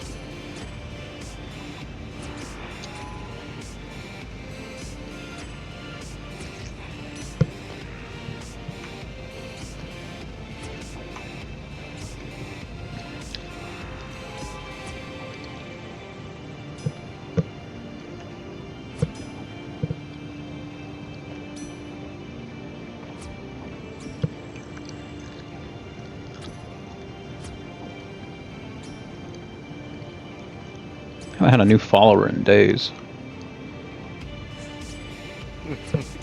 So I got rated by one of my streaming buddies last night. He rated me with 165 people. I didn't get a single new follower. Not a single person typed in the chat before they left either. Just rude.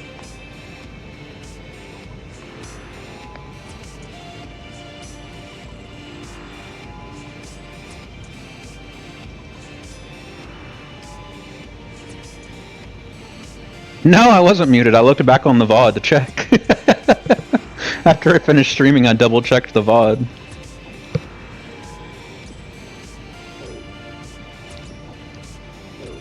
He rated the stream, and I had been watching his stream on my muted browser that doesn't make it to the stream.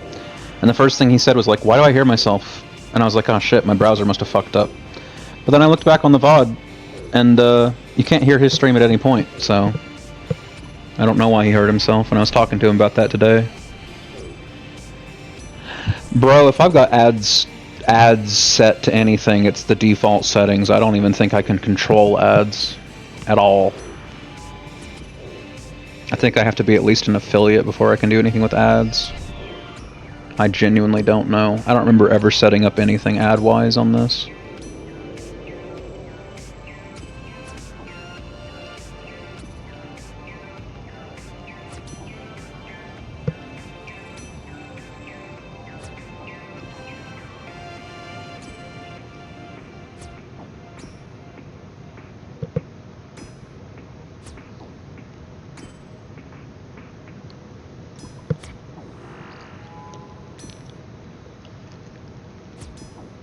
No, I lost like 40 of the 165 right away, which is what I would expect. And then it took like another probably hour and a half for most of the rest of them to leave. And then there was a RuneScape system update, which kind of cucked me. And so right before it went live, I raided somebody else, and I raided with like 18 viewers left, I think. And they were probably all asleep, to be fair, but...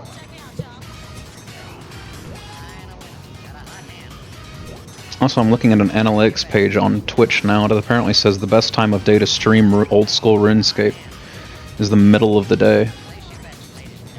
Which I literally have never streamed in the middle of the day. I guess it's people on lunch break watching Twitch.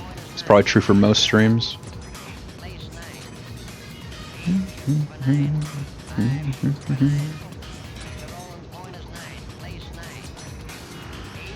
I'm trying to see if there's anywhere I can edit ads in any way.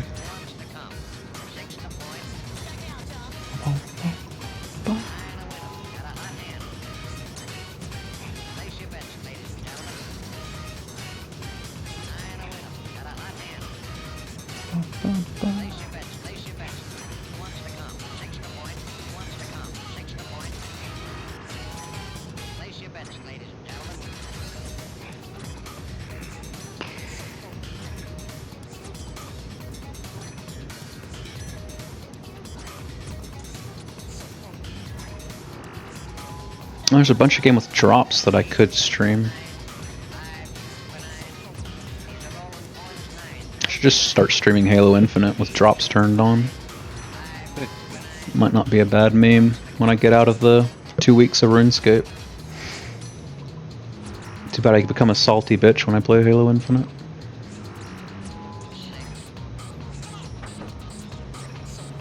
What are other games that have drops? Sea of Thieves has drops. Very frequently. Halo Infinite has drops very frequently. Payday 2 has drops. What the hell? Gross. Sea of Thieves nuts fit in your mouth. It's a bit of a stretch. Kind of like putting someone's nuts in your mouth.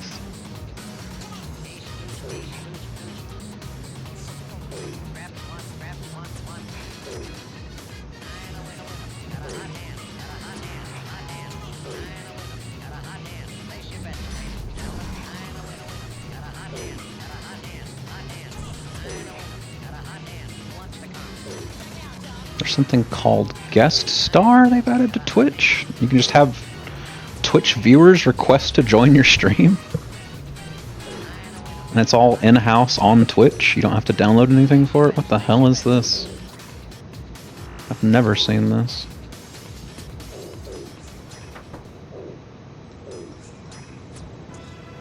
If they drop a TOS word, you don't get banned, they do. Oh, well that's nice at least. Hear that, Tony? You can join my stream and get yourself banned. Ugh. Career ended before it started. Rest in pepperoni.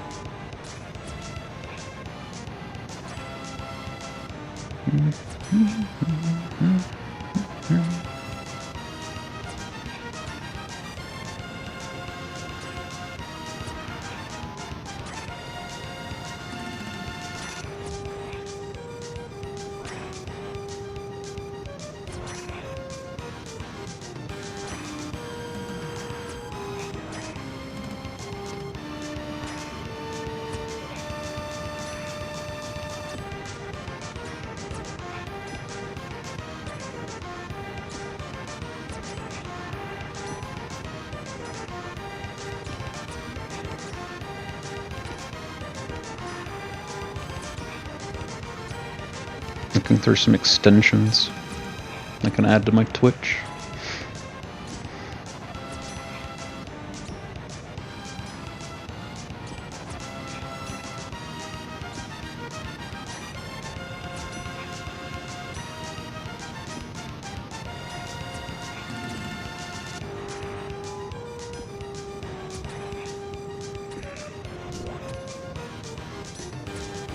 Yeah.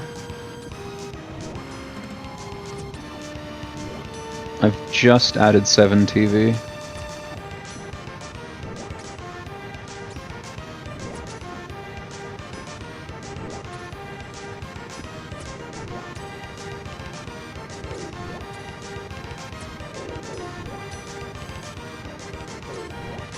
I probably have to configure it some way before it'll work, would be my guess.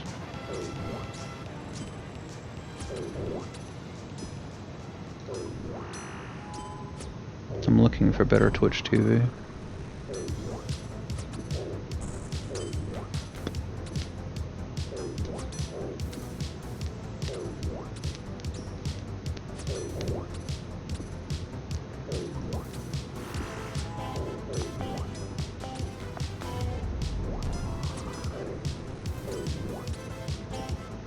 Oh, the Black Lives Matter widget.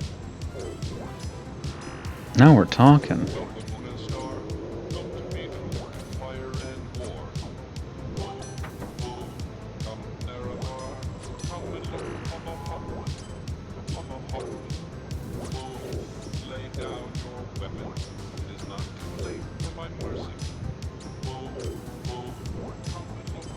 I'm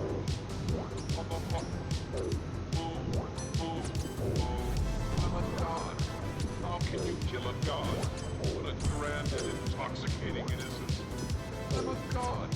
How can you kill a god? Shame on you, sweet Zarabar. I'm a god. I'm a god. I'm a god. God. I'm a god. I'm a god. I'm a god. Welcome, moon and star. Come to me through fire and war. Oh, oh, come, Nerevar. Come and look upon the heart. Upon the heart.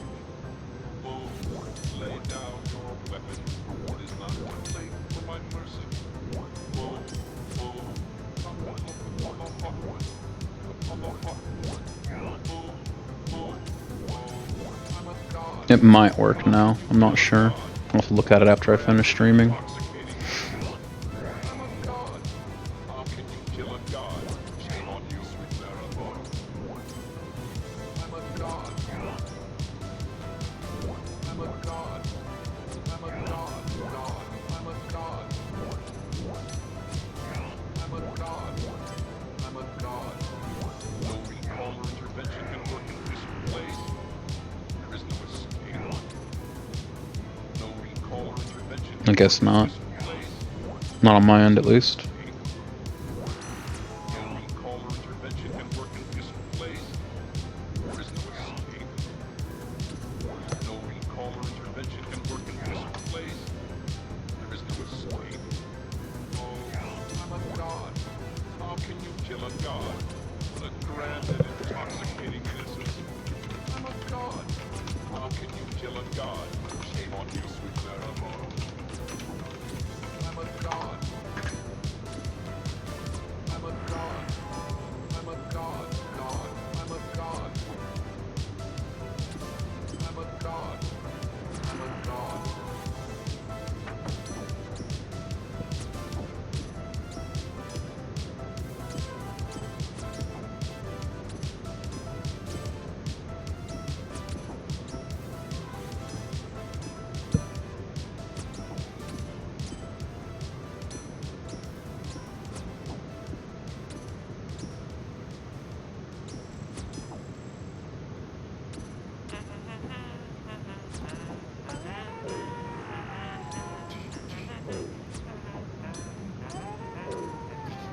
I think Better Twitch TV works as long as I have it installed on this browser. I don't have it installed on this browser yet.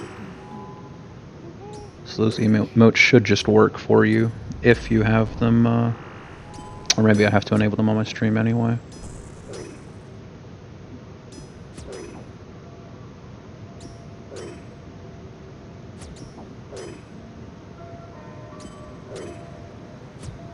Yeah. I'll just have to get Better Twitch TV on this browser that I use for streaming.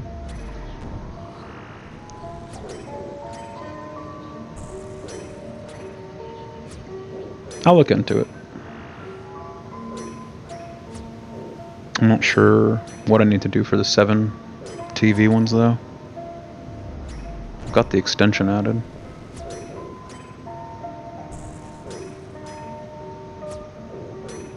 May have to shut the stream down and then do something and then put it back up. I will see.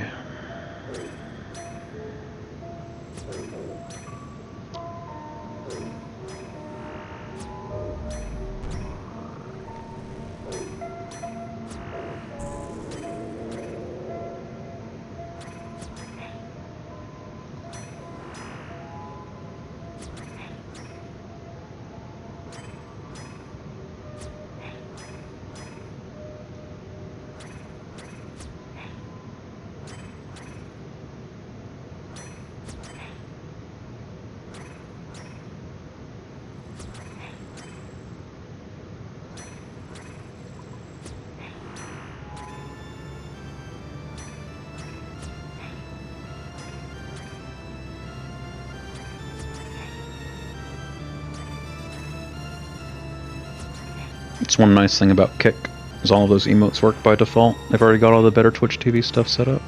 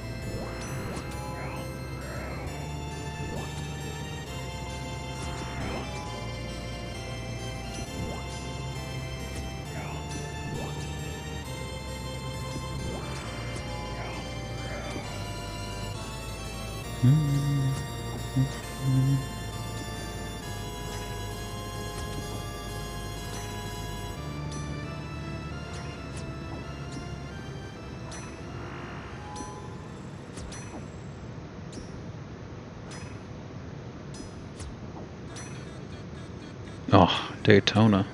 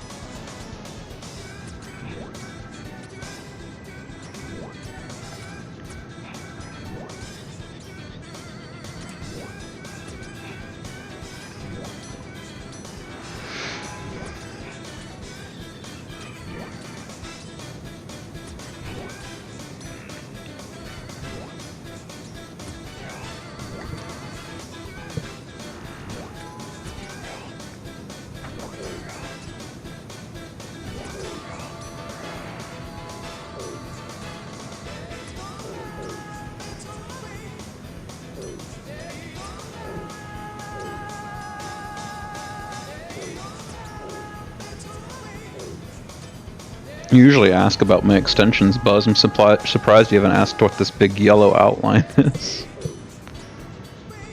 Maybe you already used that extension though.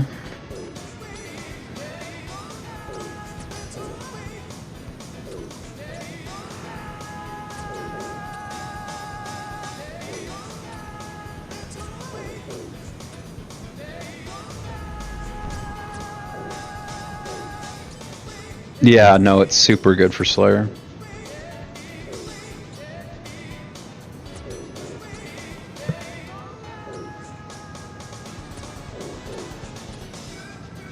You still do ammonite crabs?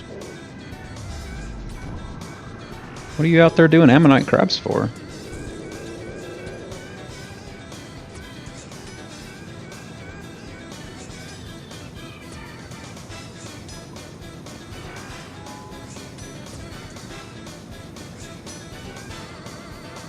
Oh, okay. Yeah, when I used to work security, I got a ton of sand crabs and alking done. Alking was a big one when I worked security. I'd sit there with enough alkables for like 3 hours, turn on mouse keys and just hit 5 on my numpad for like 3 hours straight. Very comfy XP. And a little bit of profit at the same time.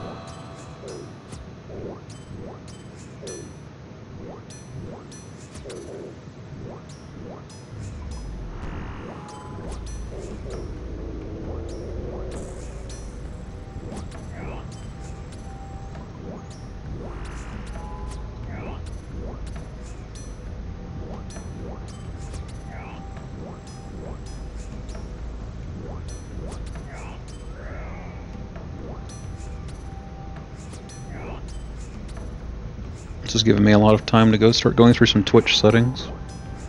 Just turn the auto mod off, so now Grats won't be auto blocked. For whatever reason, it was already being auto blocked.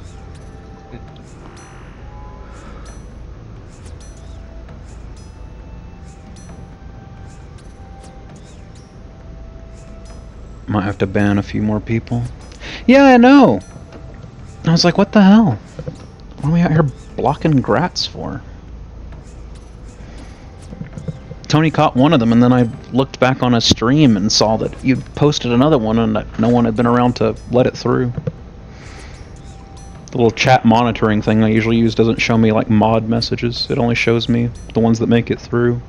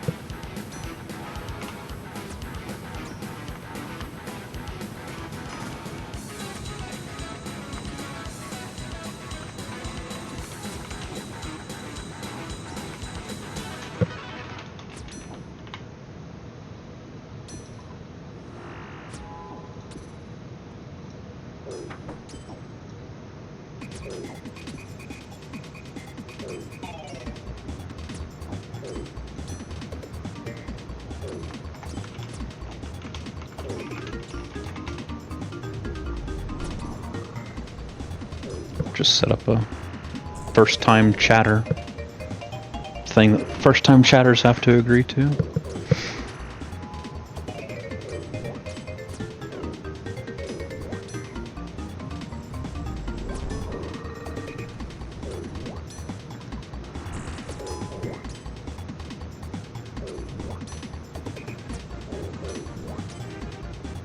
Yeah, you just have the regular channel rules. You don't have the, don't be an asshole, catch-all.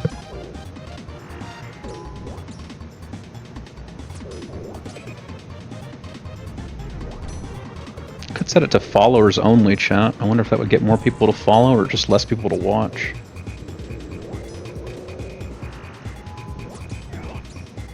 Can't hurt. I'll set it to 0 minutes if for followers only, chat. Don't do it? Okay.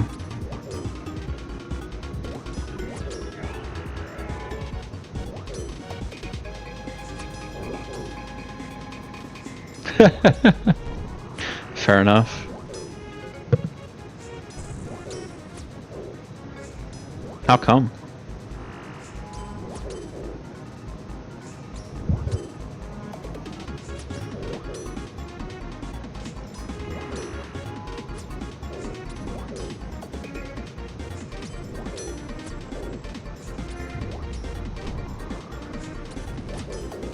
That's fair.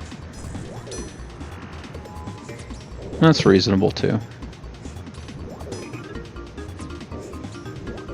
I think I'll leave that like that.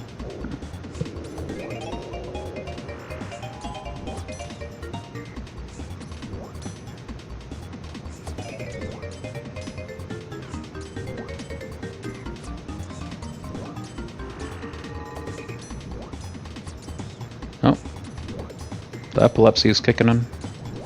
Must be time to pot up.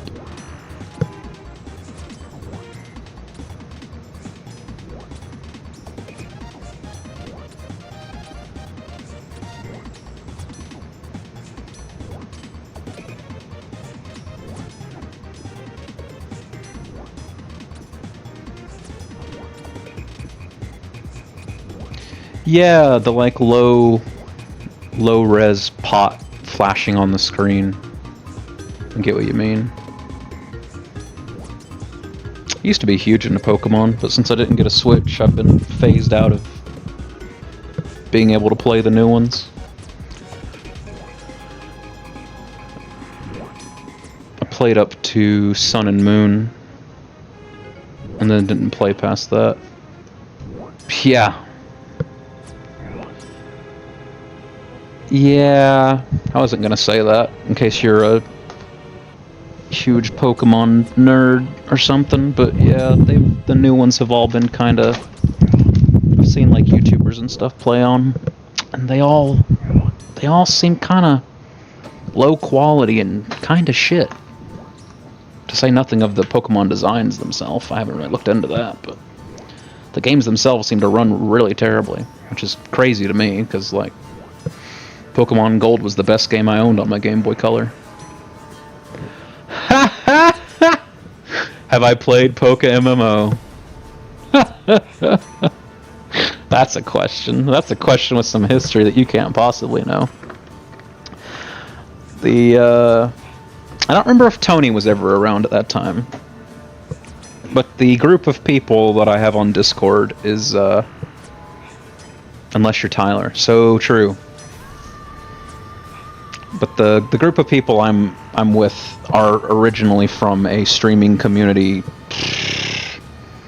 12 years ago, back when streaming was barely a thing. And we started a Skype group, which I think was limited to 25 people.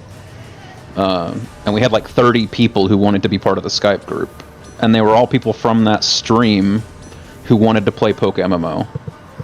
Back when Poke MMO was brand new, before they added all the cash shop stuff and all that. I haven't played Poke MMO in years. It's probably been 10 years at least since I played Poke MMO. But when it first came out, the group of online friends that I'm closest to basically have all come out from that. So like all of my friends from that group have at least some appreciation for Pokemon, so we all have that, like, that baseline, I guess. Except Tony, because I want to say Tony was not around then.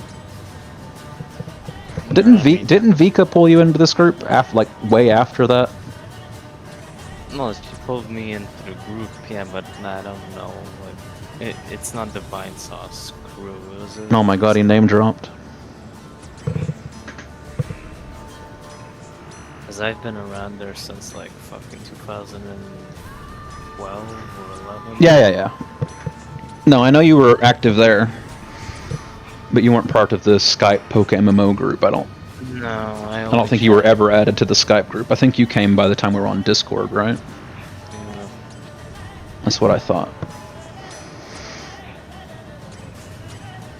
But yeah, if you've ever heard of Vine Sauce, when that stream was tiny, we were all active there. Back when Vinny Vine Sauce used to advertise on 4chan to get people to go to his stream.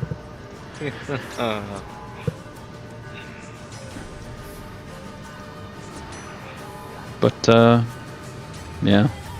Back when people pretended to be Fred. Back when they used to pretend to be Fred? Is that what you said? No, friend. Not Fred, yeah. I was like, who would pretend to be Fred? I don't really have all that many issues with Fred, but I can't see people wanting to be him. No offense, Fred, if you ever see this. Fred never treated me poorly. Because I don't have a vagina. No. Fuck Fred, says Buzz Lightyear. He agrees about the whole sex pest part of Fred.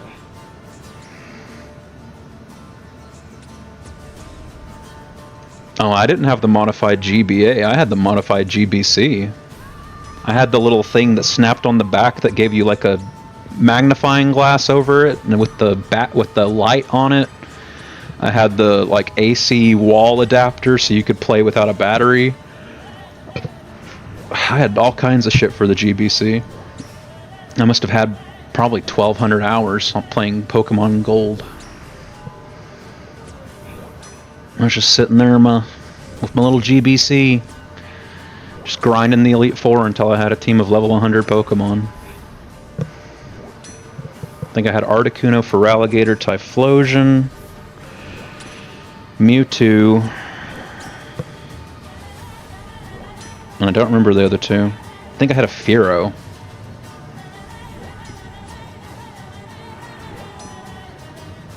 Embarrassing team comp. Almost no type coverages. But I was a little baby boy. I've never heard of Pokemon Gaia, but I bought Temtem when it was on sale a while back, and it was kind of alright. I haven't beat it yet, but it reminded me of Poke MMO, but like a much higher quality game. To be fair to Poke MMO, I haven't played it in 10 years, and apparently it's still ongoing. So, I don't know what they've changed in the last 10 years. I know they added a cash shop, but yeah. It was definitely really fun though, back when it was brand new. Playing a Pokemon game online with friends for the first time. Plus, that game got me laid in a roundabout way. Because I dated a couple of girls from that Skype group. And had a long-lasting relationship with one of them. Anyway, I gotta piss, I'll be right back.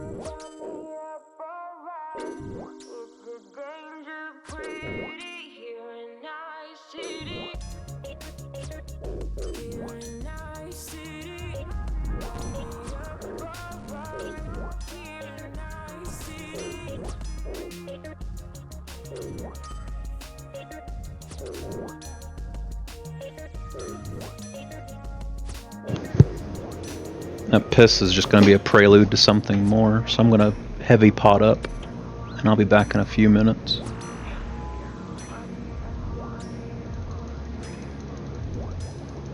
But yeah, be back in a little bit. Means I gotta take a shit. Yeah. Time to poop. Everything else looks good. Let me do a special attack. I'll be back in a few minutes.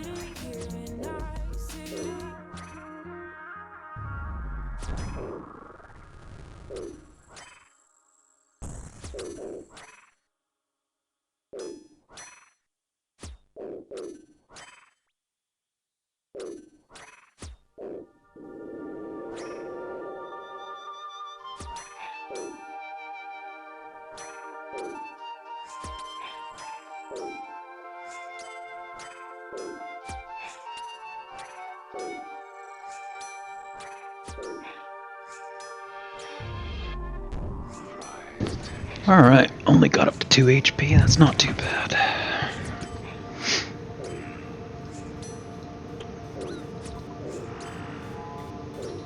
I did poop. That's a fast poop. You can tell how mad I didn't have to sit there and wait for anything. I went to piss, and while I was pissing, I was like, huh.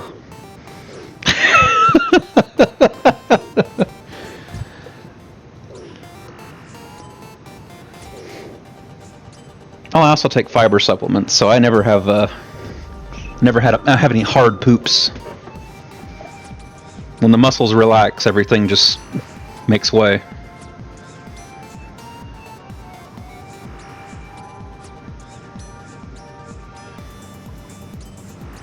I gotta go real protein heavy to ever have any issues in that regard. It's rare that I go protein heavy.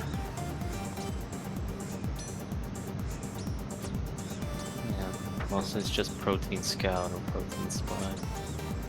And a lot of the protein I do eat comes from yogurt, so even then it's not like a solid protein. I like Turkish delight. I like Turkish delight. A lot of people don't like Turkish delight. I mean fries Turkish delight, the type with the chocolate on it, or burrata. I like it. A lot of people say, oh, Turkish delight, that's disgusting. How can you eat that? It's like perfume. This song will always make me laugh. Perfume. Or lavender water. Or rose water. Or whatever it is. How can you like that? I like it. I drink a ton of water, and I take fiber each day, so yeah, I don't. When I was younger, I used to have to, you know, sit there on the toilet for like 10 minutes. Especially if I had my phone with me, I'd be in there like 15, 20 minutes. But, yeah, it hasn't been an issue for a while now.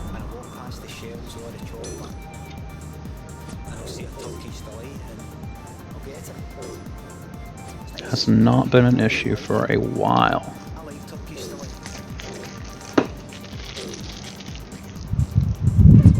Lord only knows if the 600 absorptions would have been enough if I had to be in there 10 minutes. Because all the damage starts scaling every HP you gain. Do do do do do. Do do do do do do do do.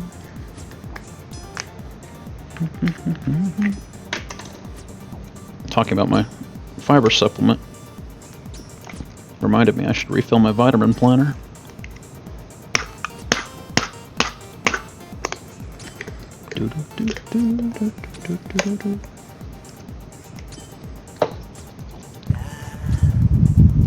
Lily, what you doing, cat?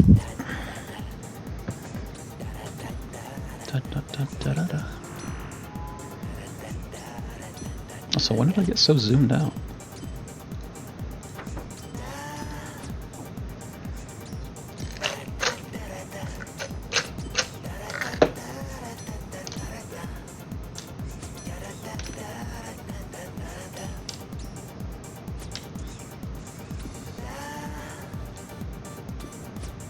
Da, da, da, da, da.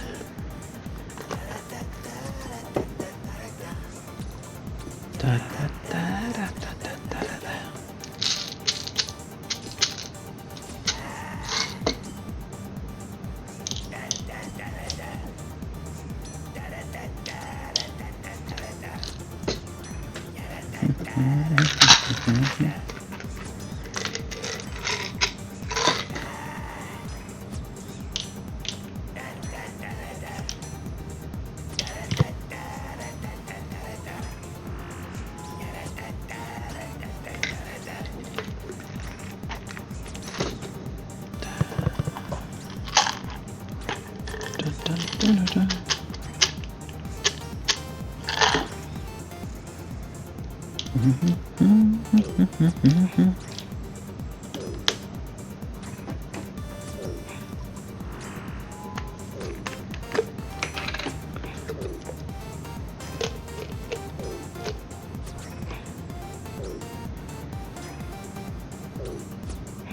da.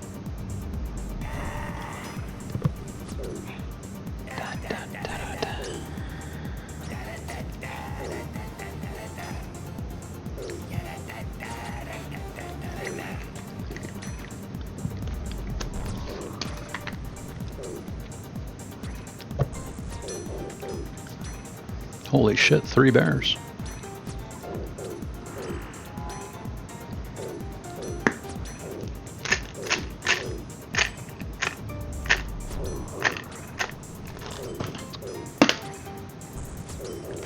Da, da, da, da, da, da, da, da.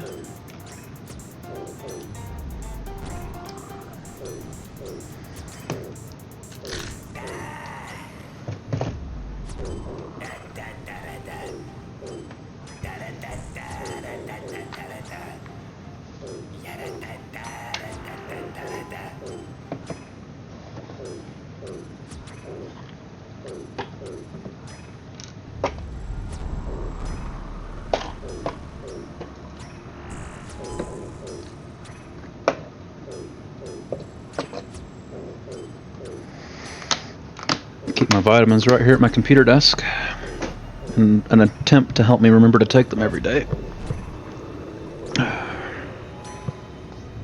60% of the time it works every time.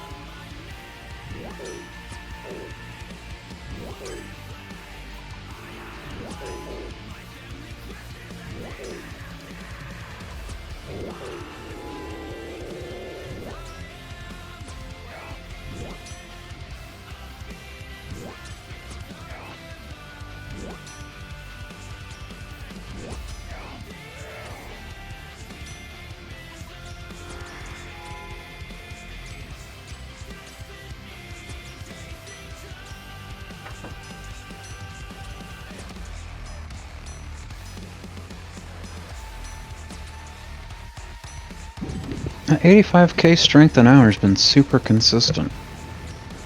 Usually I find it when I'm in Nightmare Zone, it fluctuates downwards over time. But it was like 84k when I got here, now it's up to 85. Which implies I've been paying more attention since I got here. Which is not common.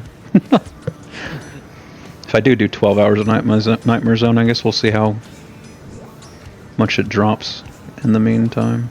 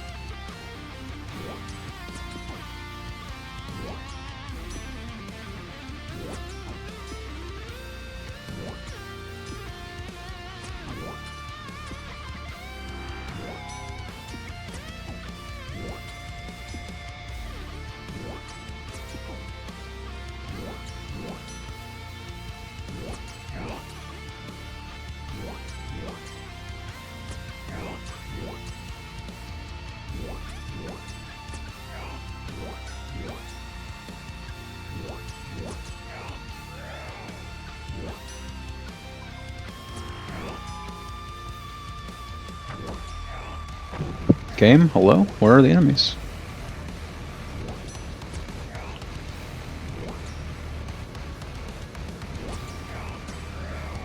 Thought I was going to move for a second there.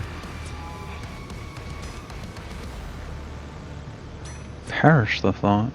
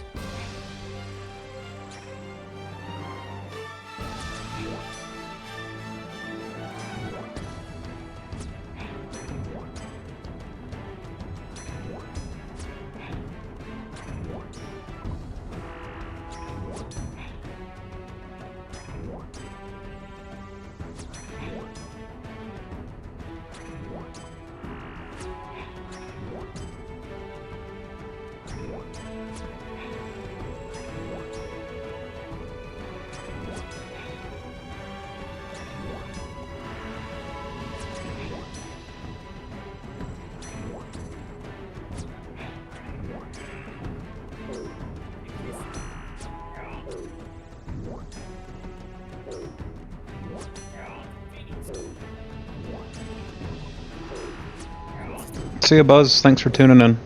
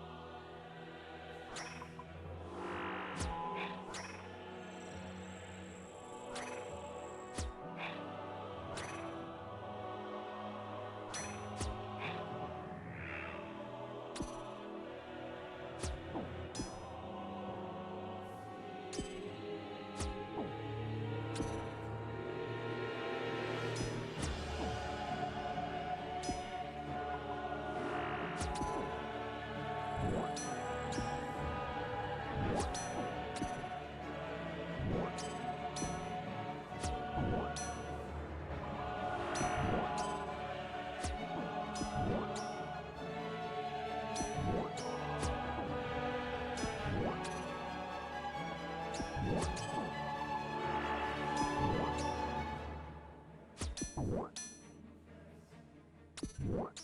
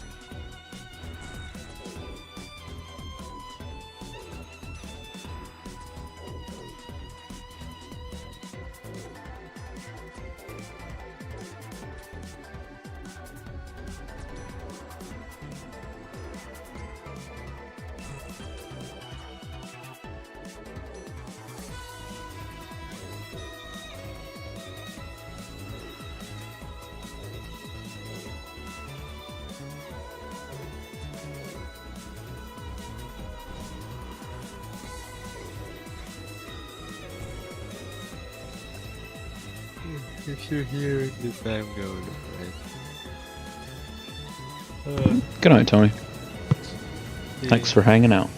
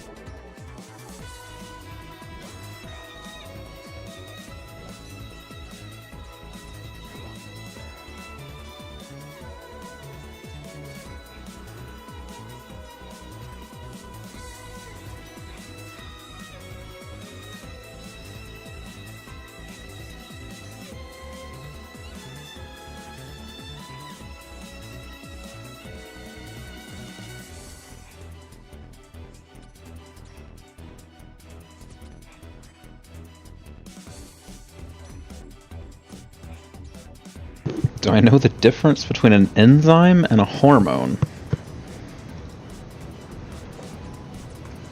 Not off the top of my head. Oh my god.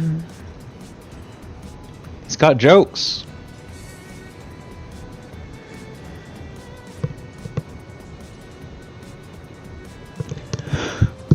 Oh man.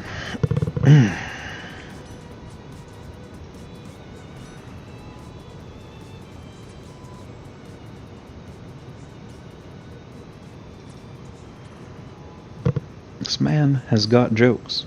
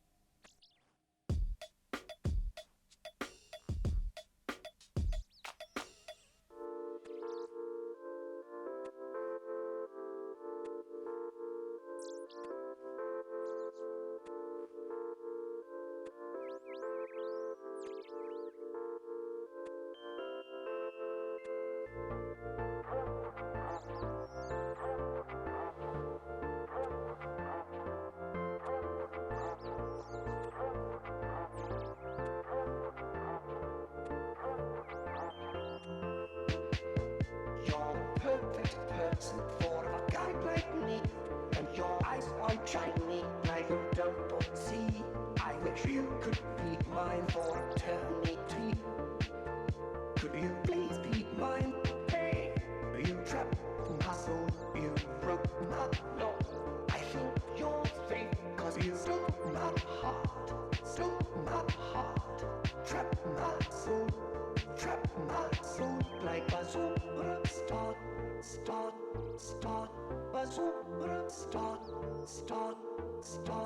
cause you're my start, bazooka, start, cause you're my start, bazooka, start, cause you're my start,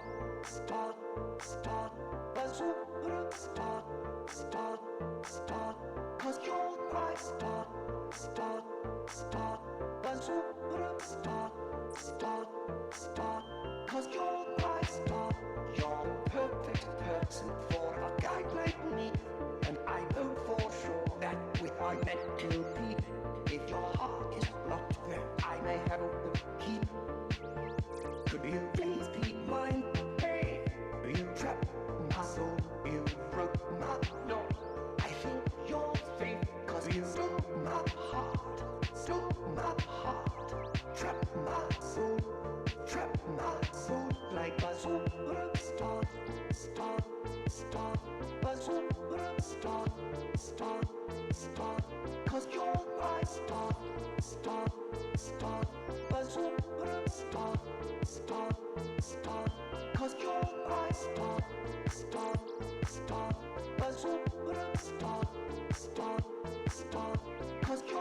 star,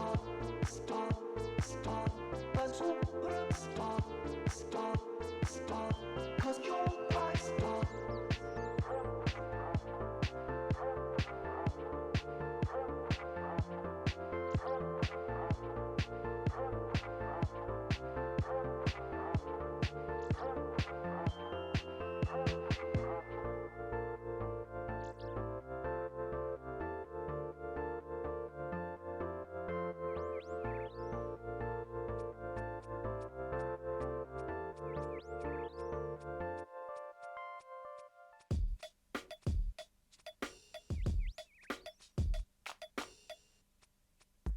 Hey, stranger. You can call me Hieronymus Flex because I'm on the Lambo. Want to flex like me?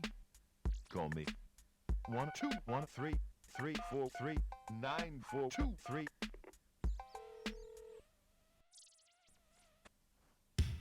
Lads and lasses, I give you Valma Blood Elixir. Grow back that missing limb. See into other people's thoughts. Learn a library's worth of knowledge in moments. Wield powerful magic incantations. Live for thousands of years. Only 20 septims a bottle. Valma Blood Elixir. The one and only. Only 20 gold septims.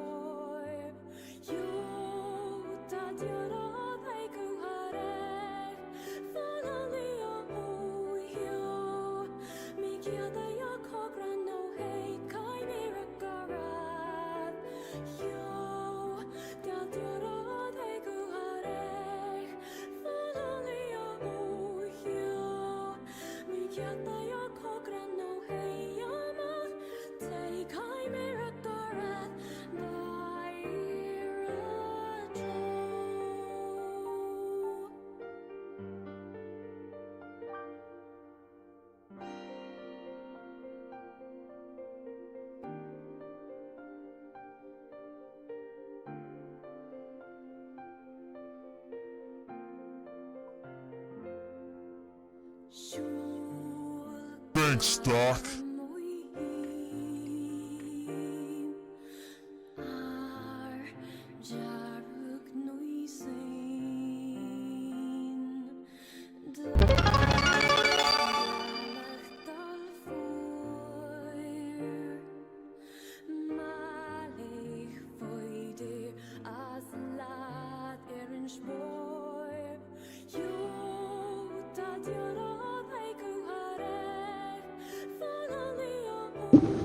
Who followed? Got the notification my goal got met, but who followed? One sec. Jaff QW. Jaff QW, thanks for the follow.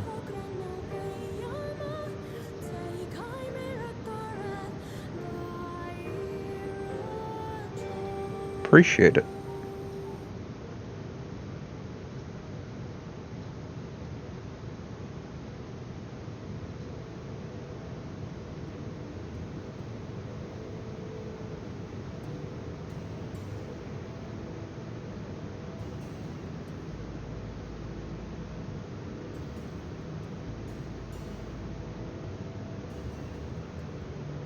Thanks again for the follow. You helped me hit the goal. Time for the next goal of 20 followers. Henshin and Go-Go.